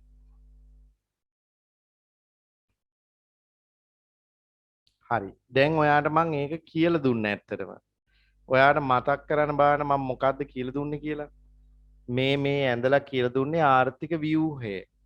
මොකද්ද ආර්ථික ව්‍යුහය කියලා කියන්නේ? රටක දළදේශීය නිෂ්පාදිතය අපනයන සංයුතිය නැත්තම් විදේශ වෙළඳාමේ සංයුතිය සහ සේවා නියුක්ති ව්‍යුහය සඳහා කෘෂිකාර්මික කාර්මික හා සේවා කියන අංශවලින් සිදු කරන සාපේක්ෂ දායකත්වයේ මනින එකට තමයි කියන්නේ ආර්ථික ව්‍යුහය කියලා. එතකොට මේ ආර්ථික ව්‍යුහය ඉදිරිපත් කරන නැත්තම් මනින ප්‍රධාන ක්‍රම තුනක් හඳුන්වා දීලා තියෙනවා. ඒ මේ තුන් දෙනා. එක දළදේශීය නිෂ්පාදිතයේ ආංශික දායකත්වයේ මනින්න පුළුවන්. අපනයන සංයුතියේ ආංශික දායකත්වයේ මනින්න පුළුවන්. සේවා නියුක්ති දායකත්වයේ ආංශික සංයුතිය මනින්න පුළුවන්. ඒ කියන්නේ මොකද්ද මේ කියන්නේ? මෙන්න මේ තුනට කෘෂි කාර්මික සේවා කියන අංශ තුන දායක වෙලා තියෙන්නේ කුමන ප්‍රතිශත වලින්ද කියන එක මනින එක තමයි ආර්ථික ව්‍යුහය කියලා අපි හඳුන්වන්නේ. ඒකට තමයි කියන්නේ ආර්ථික ව්‍යුහය කියලා. හරිද පුතේ? හරි අපි ලියාගමු පොඩි වාක්‍යයක් ඉස්සල්ලා මෙහෙම ලියන්න. රටක සමස්ත නිෂ්පාදිතය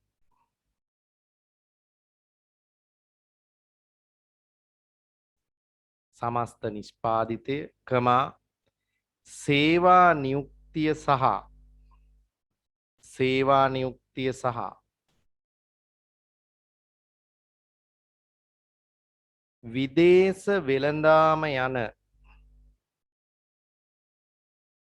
විදේශ වෙළඳාම යන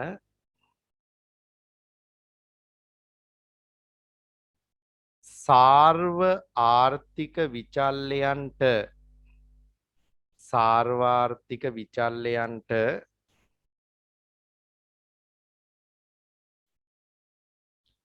කෘෂිකාර්මික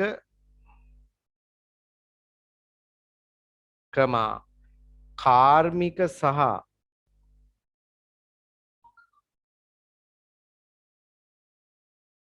සේවා යන අංශ වලින්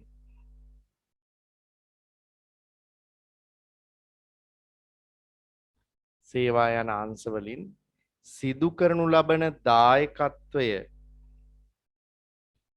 කරනු ලබන දායකත්වය කෙසේද යන්න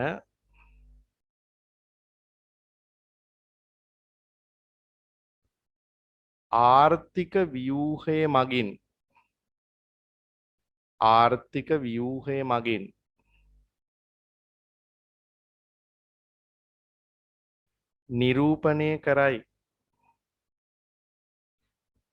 නිරූපණය කරයි.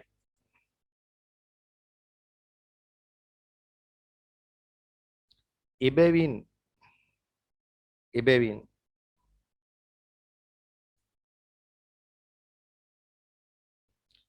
ආර්ථික ව්‍යූහය මැනිය හැකි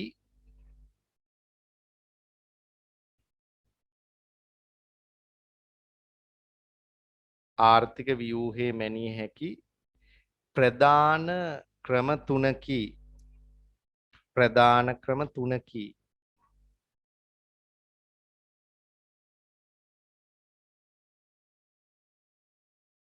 එනම්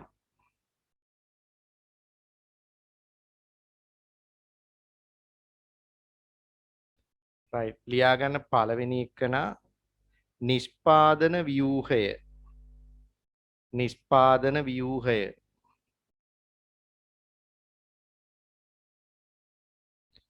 දෙවෙනි එකනා ලියන්න සේවා නියුක්ති ව්‍යූහය. සේවා නියුක්ති ව්‍යූහය.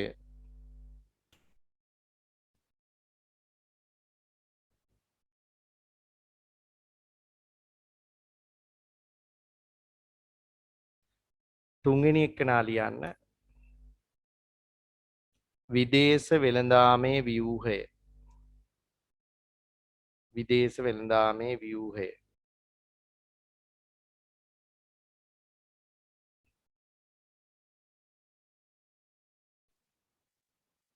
හරි. දැන් මම ඔයාට කියලා දුන්නා පුතේ ආයෙ මතක් කළොත් ආර්ථික ව්‍යූහමේ වෙනස් වීමක් කිව්වේ මොකද්ද? අපි කිව්වා ආර්ථික වර්ධනයත් එක්කලා ආර්ථිකයේ විවිධ අංශවල සිදුවන වෙනස් වීම ආර්ථික ව්‍යූහමේ වෙනස් වීමක් කියලා. ඊට පස්සේ අපි ඉගෙන ගත්ත ආර්ථික ව්‍යූහය කියන්නේ මොකක්ද කියලා. මොකක්ද ආර්ථික ව්‍යූහය කියන්නේ? රටක සමස්ත නිෂ්පාදිතයට, සේවා නියුක්තියට සහ විදේශ වෙළඳාමේ සංයුතියට කෘෂිකාර්මික කාර්මික හා සේවා කියන අංශ තුනේ දායකත්වයේ කොහොමද වෙලා තියෙන්නේ කියන එකට තමයි ආර්ථික ව්‍යූහය කියලා අපි කිව්වේ.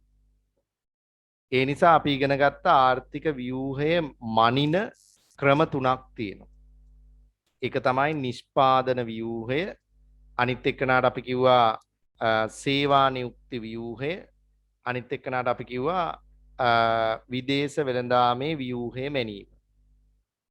පුතේ මේ ආර්ථික වර්ධනයයි ආර්ථික ව්‍යූහයයි අතර සම්බන්ධතාවයක් තියෙනවා. දැන් අපි ඊළඟට ඉගෙන ගන්න හදන්නේ අන්නේ සම්බන්ධය. ඒ කියන්නේ රටක ආර්ථික වර්ධන ක්‍රියාවලියයි ආර්ථික ව්‍යූහයයි කියන දෙක අතර සම්බන්ධතාවයක් තියෙනවා. මොකද්ද මේ සම්බන්ධතාවය? ආර්ථික වර්ධනයත් එක්ක මෙන්න මෙහෙම වෙනසක් වෙනවා. මේ ආර්ථික වර්ධන ක්‍රියාවලියත් එක්කලා ආර්ථික ව්‍යූහයේ සංයුතියේ වෙනස් වීමක් සිද්ධ වෙන්න පුළුවන්. මෙන්න මේ ආකාරයෙන් තමයි මේ වෙනස වෙන්නේ. මේ බලන්නකො වෙන වෙනස් වීම.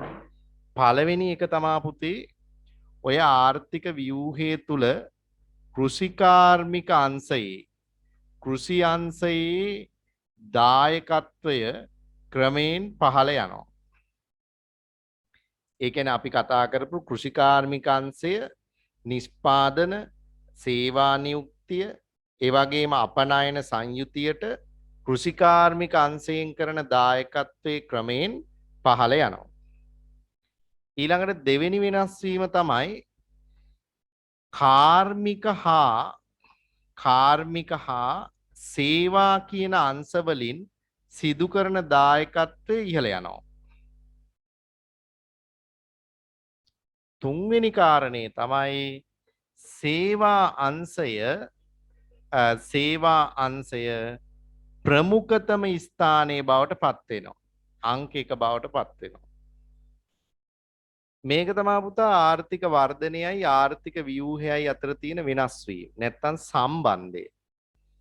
ආර්ථික වෘද්ධි ක්‍රියාවලියක් හින්දා ආර්ථික ව්‍යූහයේ සිද්ධ වෙන වෙනස් වීම අතර තියෙන සම්බන්ධතාවය තමයි මෙන්න මේක. මොකද්ද වෙන්නේ? කෘෂිකාර්මික අංශයෙන් සිදු කරන දායකත්වයේ ක්‍රමයෙන් පහළ යනවා. කාර්මික හා සේවා අංශය මගින් සිදු කරන දායකත්වයේ ක්‍රමයෙන් ඉහළ යනවා. සේවා අංශය ආර්ථිකය තුල ප්‍රබලතම අංශය බවට පත් වෙනවා. ඒ කියන්නේ දලදේශීය නිෂ්පාදිතය ගත්තත් සේවා නියුක්තිදායකත්වයේ ගත්තත් අපනයන සංයුතියට කරන දායකත්වයේ ගත්තත් මේ සිද්ධිය මේ විදිහටම වෙනවා. ඒ කියන්නේ කෘෂි අංශයේ දායකත්වයේ හිමීට අඩු වෙගෙන යනවා. කාර්මික හා සේවා අංශයේ දායකත්වයේ හිමීට වැඩි වෙගෙන යනවා. සේවා අංශය ප්‍රබලම ප්‍රමුඛතම ස්ථානයේ බවට පත් වෙනවා. ඕක තමයි ආර්ථික වර්ධනයයි ආර්ථික ව්‍යූහයයි අතර තියෙන සම්බන්ධතාවය. පැහැදිලිද පුතේ?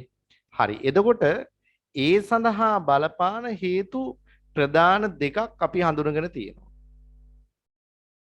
මේ ආර්ථික වර්ධන ක්‍රියාවලියත් එක්කලා මෙන්න මෙහෙම දෙයක් වෙන්නේ ඇයි කියන්න ප්‍රධාන හේතු දෙකක් ඉදිරිපත් කරලා තියෙනවා.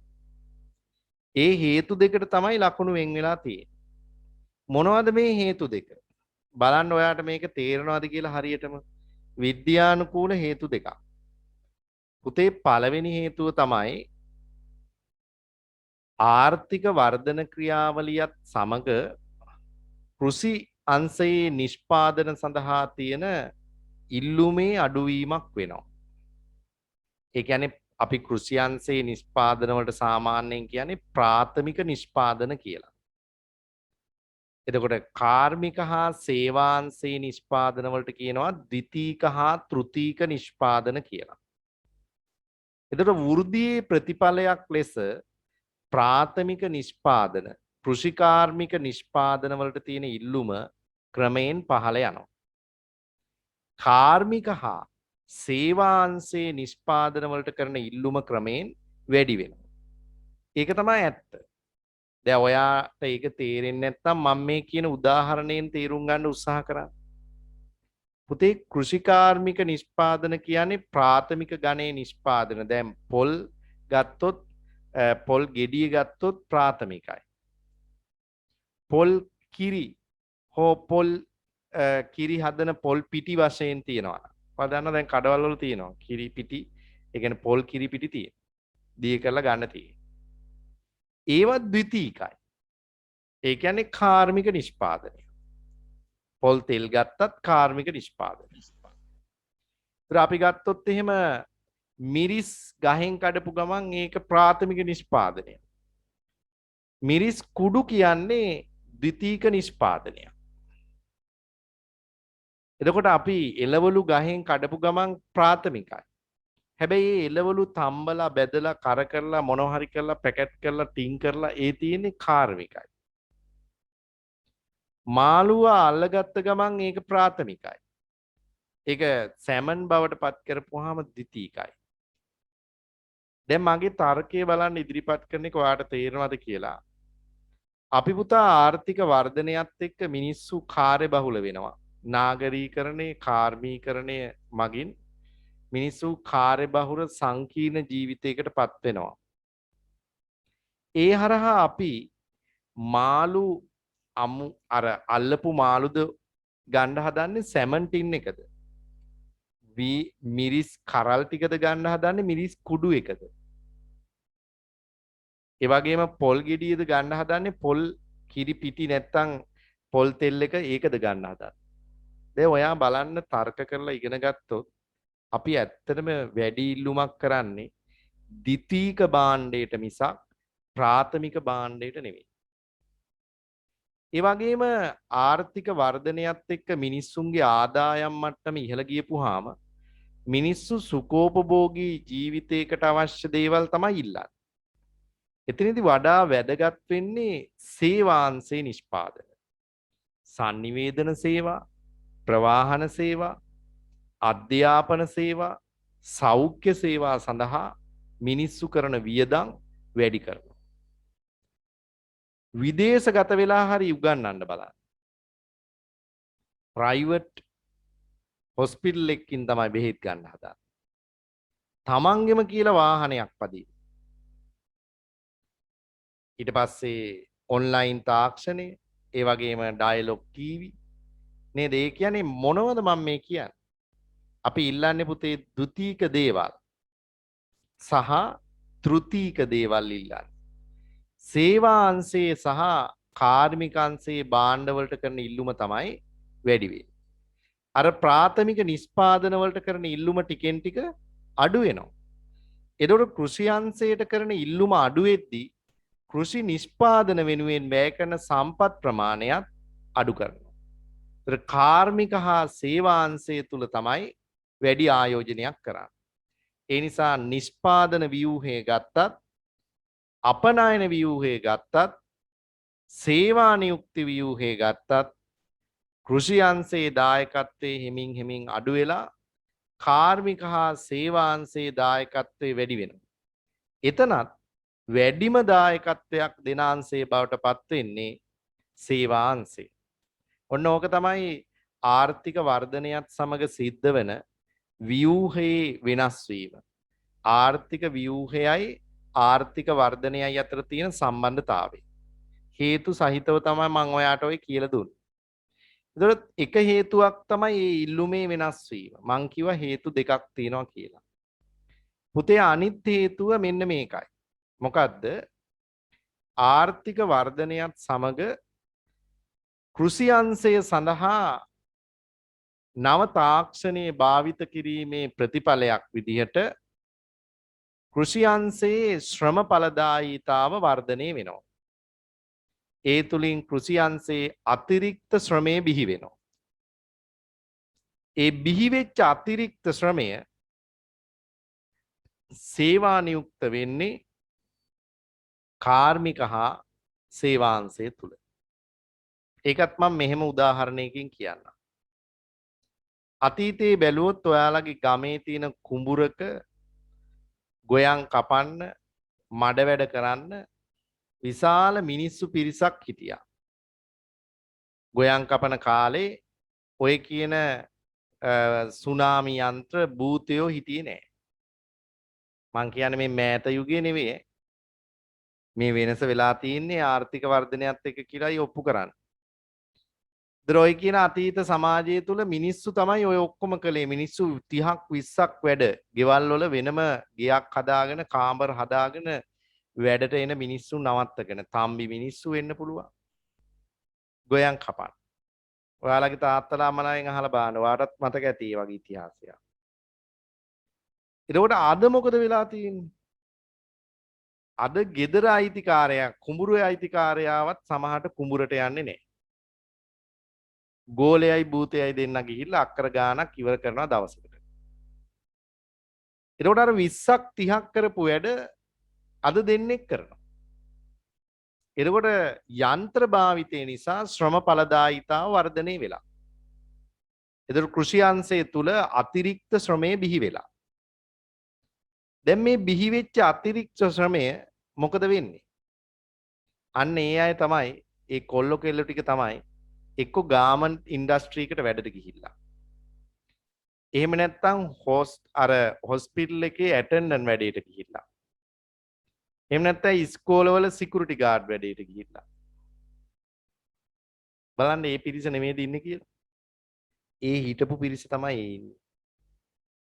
ඒතර අර කෘෂිකාර්මික අංශය තුල බිහි වෙච්ච අතිරික්ත ශ්‍රමයේ ගියේ කොහෙටද? එක්ක කාර්මික අංශයට, එක්ක සේවා අංශයට. එතකොට මොකද වෙන්නේ? ඒ යන ශ්‍රමිකයන්ගෙන් අතිරේක නිෂ්පාදනයක් ඒ අංශ තුල සිද්ධ වෙනවා. එතකොට කාර්මික අංශයේ සහ සේවා අංශයේ දායකත්වයේ ක්‍රමෙන් ඉහළ යනවා. ඒතර ඔන්න ඔය හේතු දෙක විද්‍යානුකූලව පැහැදිලි කරන්න පුළුවන් වෙන්න ඕන. ඒතර ඔයාගෙන් අහන ප්‍රශ්නේ තමයි විභාගෙට ආර්ථික වෘද්ධි ක්‍රියාවලිය සමග ආර්ථික ව්‍යූහය තුල හටගන්නා වෙනස් වීම කුමක්ද? ඒ ආර්ථික ව්‍යූහයේ හටගන්නා වෙනස් වීම ඇතිවන දිශාව කෙරෙහි බලපාන හේතු මොනවාද? එතකොට දැන් මම පුතාලට කියලා දුන්නා ව්‍යූහයේ හටගන්න වෙනස් වීම තමයි මේ තියෙන්නේ. ඒකට බලපාන හේතු දෙක තමයි මම ওই උදාහරණත් එක්ක ඔයාට පැහැදිලි කරලා දුන්නේ. ඔන්න ඔය දේ පුතේ අපේ රටේ විතරක් නෙමෙයි හැම රටකම වෙලා තියෙන්නේ. ඒකයි දැන් ඔයා බැලුවොත් ගමේ කුඹුරු වැඩ කරන්නේ කීප දෙනයි. ඒ කීප දෙනා අක්කර 25ක් 30ක් වැඩ. ඔයාට මම කිව්වොත් මේ දේ පිළිගනීද දන්නේ නැහැ. ඔයාම ඉතින් ගිහිල්ලා බලන්න වෙනවා. ඔයා දන්නවද අපේ රටේ තමයි ගොවියා කියන චරිතේ ඊටාම දුප්පත් අර කියන මඩ ගාගත්ත ඊටාම අර චිත්‍රයෙන් බලද්දී පහළ පන්තික මිනිස්සෙක් විදිහට දකින්න. ඉන්දියාවේ ගොවියෙක් කියන්නේ සුපිරි කෝටිපති. ඒ කියන්නේ සුපිරි සල්ලිකාරයෙක්. ඇයි? ඉන්දියාවේ එක ගොවියෙක් ළඟ තියෙනවා ළමයි අක්කර 1000ක් 2000ක් වැඩ. සමහරට එයාගේ කුඹුරු වටේ රවුමක් යන්න දවසක් යනවා වෙන්න පුළුවන්. ඒ කියන්නේ සමහර විට මේ මිනිස්සු වැඩ කරන්නේ ගුවන් යානෙන් ගිහිලා වෙන්න තෙල් ගහන, පොහොර ගහන. එහෙම තියනවා විහිළු නෙවෙයි. ඒ කියන්නේ ඒ තරම් විශාල කුඹුරු එක පුජ්‍යලයකට තියෙනවා. ඒ කියන්නේ ඒක වෙලා තියෙන්නේ මේ මං කියන සිද්ධිය වෙලා තියෙන්නේ. ඒ කියන්නේ දැන් කුඹුරු වැඩෙන් අයින් වෙච්ච පිරිස ආයේ කාර්මික අංශයටයි සේවාංශයටයි ගිහිල්ලා තියෙන්නේ. ඔය දේ ලංකාවේ තවත් නොබෝ කලකින් තවදුරටත් ওই ක්‍රියාමාර්ගය වෙනවා. ඒකට උඳම උදාහරණේ. දැන් බලන්න දැන් ඔයා කුඹුරු වැඩ කරයිද කියලා? ඔයාගේ අම්මා තාත්තා කළාට නෑ. ඔයා කරන්නේ නැති වෙනකොට ඔයාගේ දරුවෝ කරයිද බලන්න එයාලා කොහෙත්ම දන්නේ නැහැ. කුඹුරු කියන්නේ මොනවද කියලා දන්නේ නැති. ඒ මට්ටම ජෙනරේෂන් එකකින් ජෙනරේෂන් එකට එනකොට අර තියෙන කුඹුරු ටික කවුරු හරි කීප දෙනෙක් කරයි. ඉතින් ඒ වෙනස් වීම වෙනවා පුතේ මේ. ඒක වෙනවා ඒ ආර්ථික වර්ධන ක්‍රියාවලියත් එක්කලා. ඉතින් ඒක තමයි ඔය මම විග්‍රහ කළේ. ඒකට හේතු අර විද්‍යානුකූල හේතු දෙකට තමයි ලකුණු වෙන්නේ. හරි අපි ඒක ලියා ගමු අද දවසේ. එතකොට ඒ කොටස ඉවරයි. අපිට ඊළඟ දවසේ ආර්ථික සම්වර්ධනයේ පාඩම පටන් ගන්න පුළුවන් අපිට. මේකේ තව චූටි කොටසක් ඉතුරු වෙන්නේ පැය භාගයක විතර, පැයක විතර. ඊට පස්සේ සම්වර්ධනයේ ටියුට් එක අනිවාර්යෙන් ළඟ තියාගන්න ඕන. හරි එහෙනම් ලියා ගන්නකො මේ කතා කරපු ටික ඉවර කරමු අපි. මාතෘකාව ලියන්න රටක ආර්ථික වෘද්ධිය හා රටක ආර්ථික වෘද්ධිය හා ආර්ථික ව්‍යූහය අතර සම්බන්ධතාව. පුතේ අර බෑන්ක් account එකට සල්ලි දාපු ළමයි හිටියා. ඒ අයට මම ටියුට් ටික කුරිය කරා. කුරිය සර්විස් එකෙන් හම්බෙයි. දැන් මාර වැඩේ කියන්නේ මං අද දැම්ම ටියුට් ටික දැන් හෙට ඉඳලා ටවුන් එක වහලා කියලා කියනවා පොළොන්නරුවේ බලමු. එහෙම ලේට් වුණොත් ගණන් ගන්න එපා. ඔයාලට ඒ ටියුට් එක හම්බෙන දවසේදී වැඩ කරන්න පුළුවන්. මොකද ඒත් අපිට වැඩ කරන්න දේවල් තියෙනවා ඈ. හරි ලියා ගන්න මෙහෙම ආර්ථික වර්ධන වෘද්ධිය හා ආර්ථික ව්‍යූහය අතර සම්බන්ධතාව. ආර්ථික වෘද්ධිය හා ආර්ථික ව්‍යූහය අතර සම්බන්ධතාව.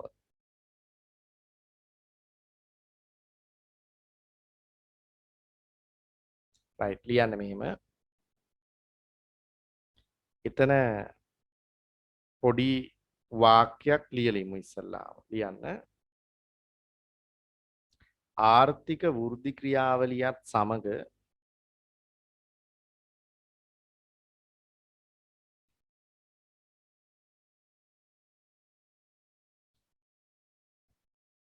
ආර්ථික වෘද්ධි ක්‍රියාවලියත් සමග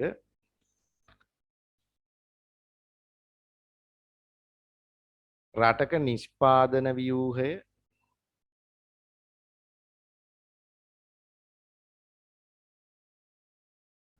රටක නිෂ්පාදන ව්‍යූහය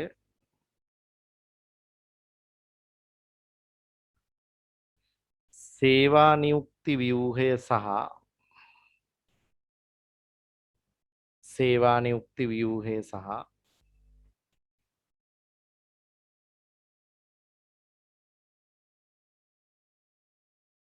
විදේශ වෙළඳාමේ ව්‍යූහය විදේශ වෙළඳාමේ ව්‍යූහය වෙනස් වේ.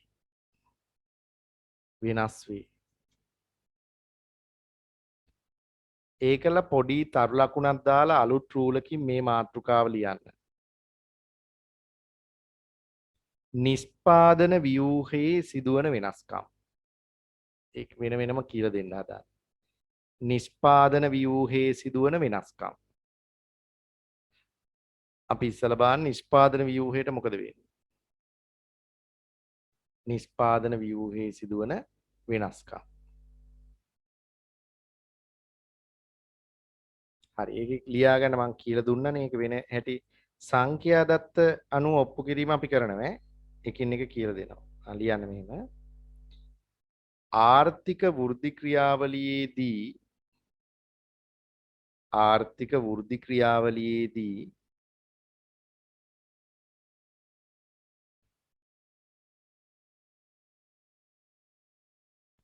කෘෂිකාර්මික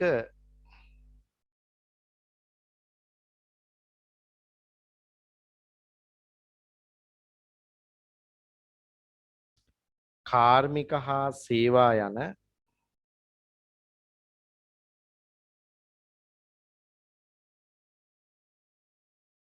කාර්මික හා සේවා යන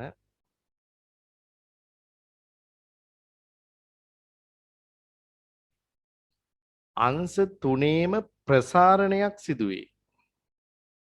එහෙන් දායකත්වය නෙමෙයි පුතේ. අංශ තුනම වර්ධනය වෙනවා. අංශ තුනේම ප්‍රසාරණයක් සිදුවේ. ඒ වුණාට දායකත්වයේ වෙනසක් වෙනවනේ ඒකයි කියන්න ඕනේ. අංශ තුනේම ප්‍රසාරණයක් සිදුවේ. නමුත්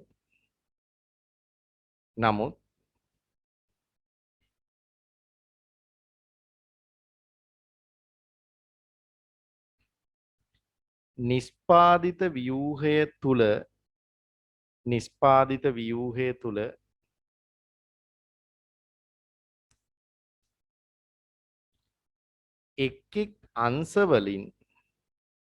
එක් අංශවලින් සිදු කරන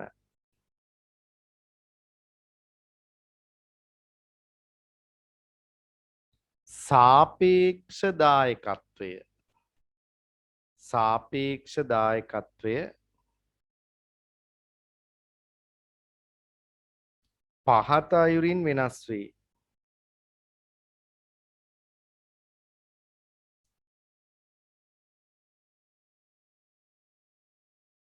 හරි. එතන තරු ලකුණු තුනක් දාලා ලියමු මම මේ කාරණා තුන කියන්න යනවා. පළවෙනි කාරණේ ලියන්න පුතේ.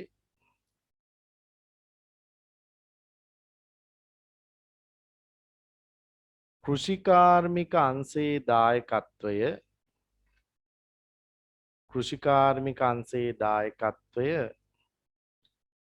ක්‍රමයෙන් හීන වීම. කෘෂිකාර්මික අංශයේ දායකත්වය ක්‍රමයෙන් හීන වීම. පස්සේ මම දෙනවා පුතාලට සංඛ්‍යා දත්ත. එතකොට ඇත්තම කියලා පිළිගන්න පුළුවන්. හරි. කෘෂිකාර්මික අංශයේ දායකත්වයේ ක්‍රමයෙන් හීන වීම. 2 කාර්මික හා සේවා අංශවල දායකත්වය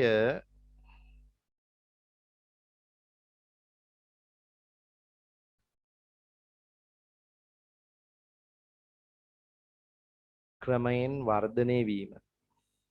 කාර්මික හා සේවා අංශවල දායකත්වය ක්‍රමයෙන් වර්ධනය වීම. තුන්වෙනි එක ආර්ථිකය තුල වැදගත්ම අංශය බවට, ඒ කියන්නේ වැඩිම දායකත්වයේ දෙන අංශය, ආර්ථිකය තුල ප්‍රමුඛතම අංශය, වැදගත්ම අංශයේ බවට සේවා අංශය පත්වීම. ආර්ථිකයේ වැදගත්ම අංශයේ බවට සේවා අංශය පත්වීම. ඒක තමයි පුතේ මේ දලදේශීය නිෂ්පාදිතයේ සංයුතියේ සිද්ධ වෙන වෙනස්කම්. හරිනේ. ඊළඟට රූලක් අත්හැරලා තව තරු ලකුණක් දාලා ලියන්න සේවා නියුක්ති දායකත්වයට වන වෙනස්කම්. නැත්තම් සේවා නියුක්ති ව්‍යුහයට වන වෙනස්කම්.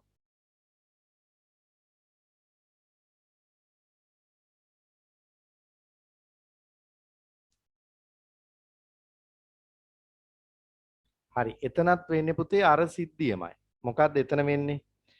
දැන් නිෂ්පාදන ව්‍යුහය වෙනස් වෙන්නේ කෘෂි අංශයේ දායකත්වයේ අඩු වෙලා කාර්මික හා සේවා අංශයේ දායකත්වයේ ඉහළ යන එකනේ. ඒකට සරිලන විදිහට පුතේ සේවා නියුක්ති දායකත්වයත් වෙනස් වෙනවා. එතකොට කෘෂිකාර්මික නිෂ්පාදනාංශයේ පහළ යද්දී කෘෂි අංශය තුල වැඩ කරන ශ්‍රමිකීන් පිරිසත් අඩු වෙනවා. කාර්මික හා සේවාංශයේ නිෂ්පාදිත දායකත්වයේ ඉහළ යද්දී ඒ අංශය තුල සේවා නියුක්ත කරන ශ්‍රමිකීන් පිරිසත් ඉහළ යනවා. ඉතින් ඕක තමයි වෙන්නේ. ඔක්කොම එකට බැඳිලා තියෙන්නේ. ආයෙන ලියා ගන්න මෙහෙම. ඒකේ කාරණා ටික ඡේදයකින්ම ලියමු මෙහෙම. ලියන්න. වෘද්ධි ක්‍රියාවලියත් සමග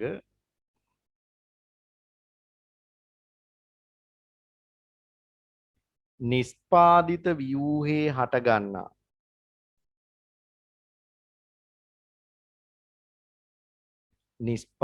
ව්‍යූහයේ හටගන්නා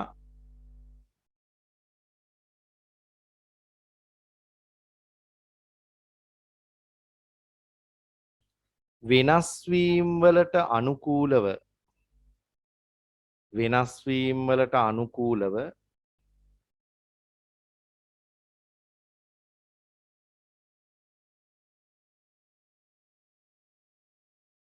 සේවා නියුක්ති ව්‍යූහයේද වෙනස් වේ.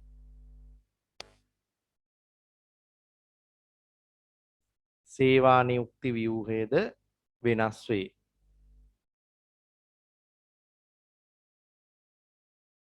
ඒ අනුව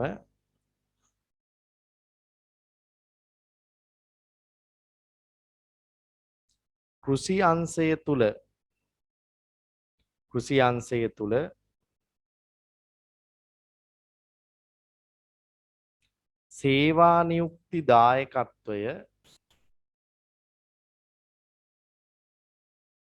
සේවා නියුක්ති දායකත්වය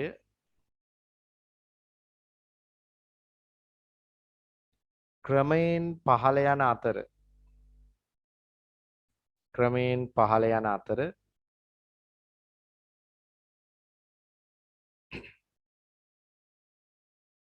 කාර්මික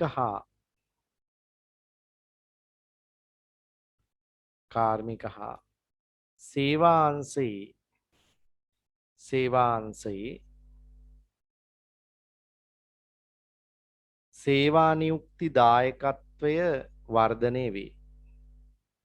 සේවා නියුක්ති දායකත්වය වර්ධනය වේ.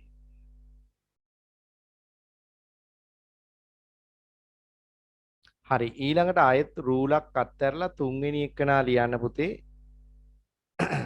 විදේශ නැත්නම් මෙහෙම ලියමු. අපනයන ව්‍යූහයේ සංයුතියේ සිදුවන වෙනස්කම්. අපනයන ව්‍යූහයේ සිදුවන වෙනස්කම් කියලා ලියන්න. අපනයන ව්‍යූහයේ සිදුවන වෙනස්කම්.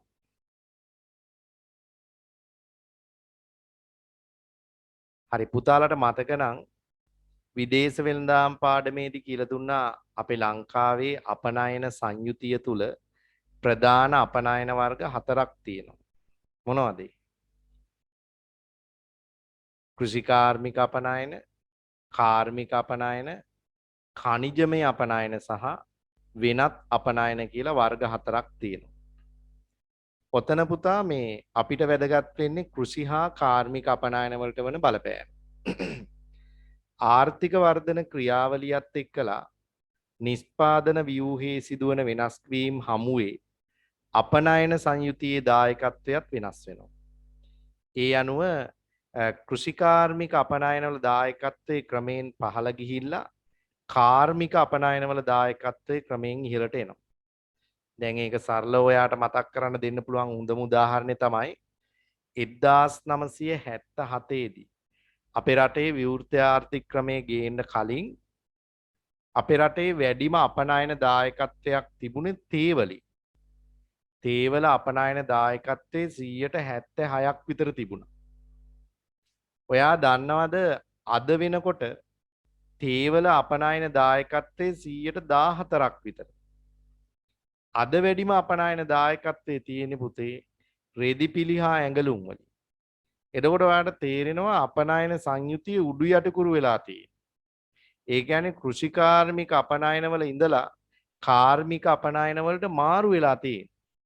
ඉතින් ඒ අර ආර්ථික ව්‍යූහේ හට ගන්නා වෙනස් වීම තමයි මේ වෙලා තියෙන්නේ. තේරෙනව නේද? හරි ලියා ගන්නකො මෙහෙම. ආර්ථික වෘද්ධියත් සමග ආර්ථික වෘද්ධියත් සමග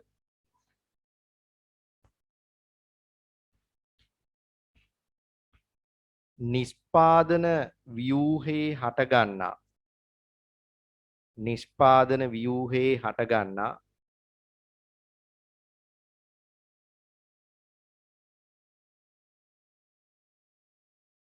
වෙනස්වීම් වලට සමගාමීව වෙනස්වීම් වලට සමගාමීව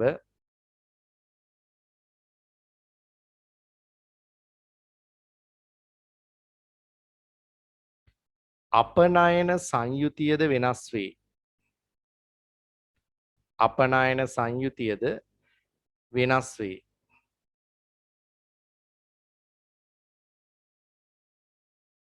ඒ අනුව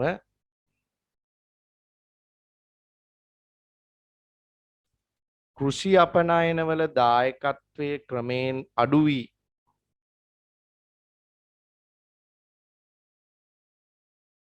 කෘෂි අපනයනවල දායකත්වයේ ක්‍රමයෙන් අඩු වී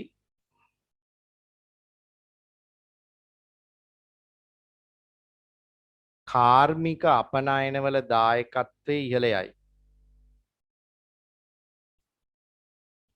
කාර්මික අපනයනවල දායකත්වයේ ඉහළ යයි. හරිනේ. රයිට්. තව එක මාතෘකාවක් අපි ලියලා නවත්තමු.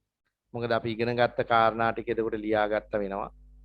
ලියන්න අවසාන කොටසේ එකේ ආර්ථික ව්‍යූහමේ වෙනස් වීම ඇතිවීමට හේතු අලුත් මාතෘකාව ලියන්න ආර්ථික ව්‍යූහමය වෙනස් වීම ඇතිවීමට හේතු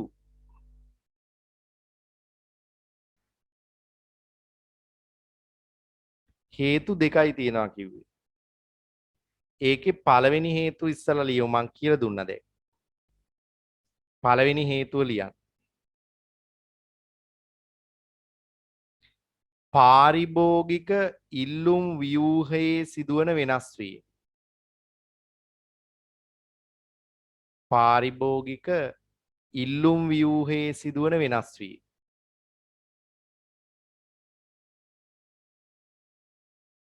රයිට්. එතන පොඩි වාක්‍යයක් ලියන්න ඕන අපි.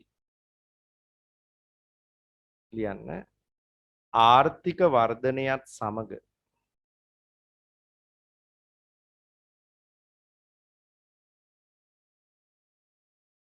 ආදායම වැඩිවන විට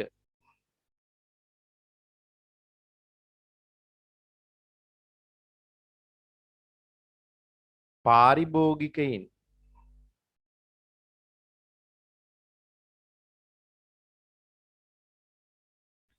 මූලික ආහාර සඳහා දරන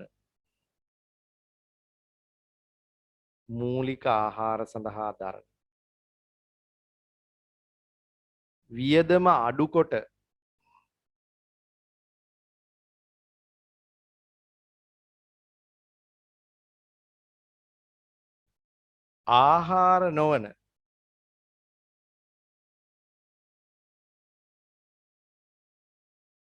ආහාර නොවන වෙනත් කාර්මික භාණ්ඩ හා සේවා සඳහා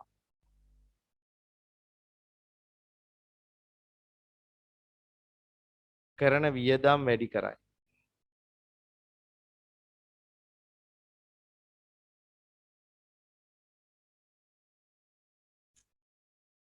වෙනම ඡේදකින් ලියන්න.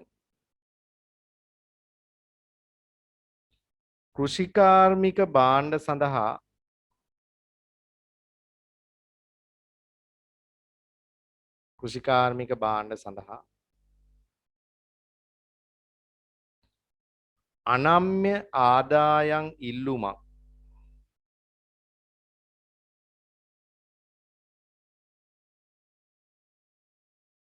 අනම්‍ය ආදායම් ඉල්ලුමක් පවතින අතර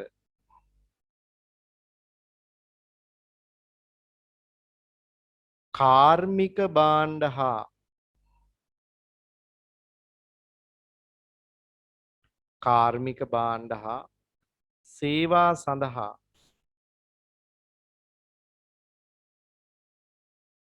පවතින ආදායම් ඉල්ලුම නම් වේ.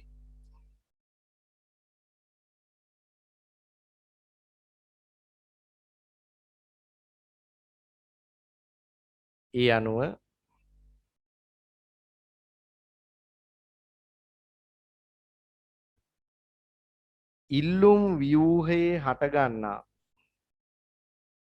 ඉල්ලුම් ව්‍යූහයේ හටගන්නා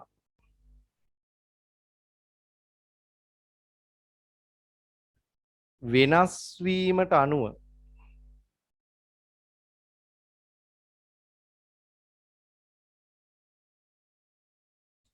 නිෂ්පාදන ව්‍යූහය කමා සේවා නියුක්ත ව්‍යූහය හා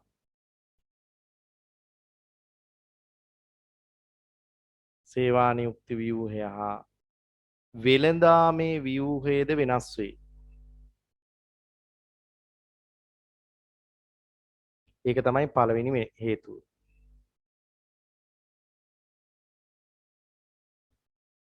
දෙවෙනි හේතුව ලියමු. රුලක් අත්හැරලා ලියන දෙවෙනි හේතුව ශ්‍රම ඵලදායීතාව ඉහළ යාම.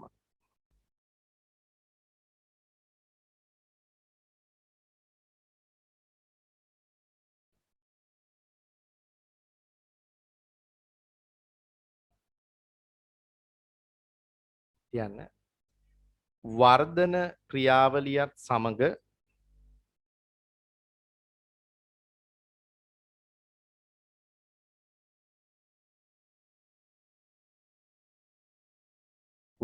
ක්‍රියාවලියත් සමග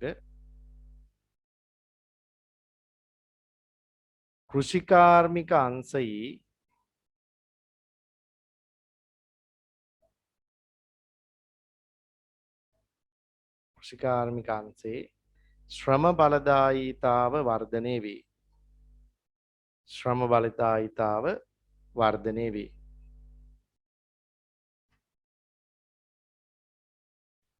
ඒ තුලින්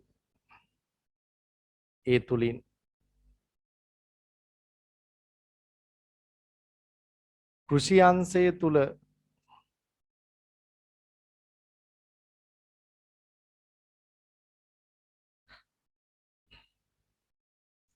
අතිරික්ත ශ්‍රමය ජනනය වේ.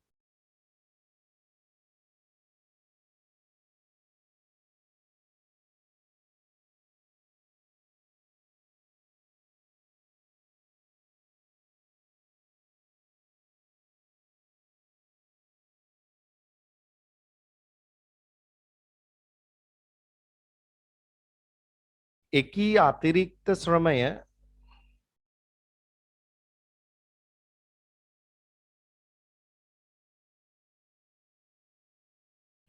කාර්මික හා සේවා අංශය තුල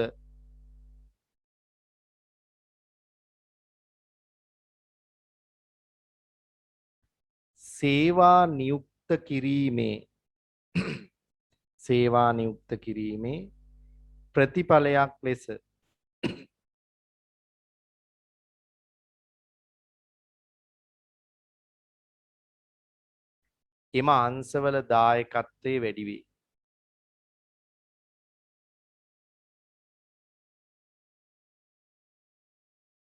එම අංශවල දායකත්වය වැඩි වේ. හරි එච්චර තමයි පුතේ අද දවසේ මට කතා කරන්න වෙන්නේ.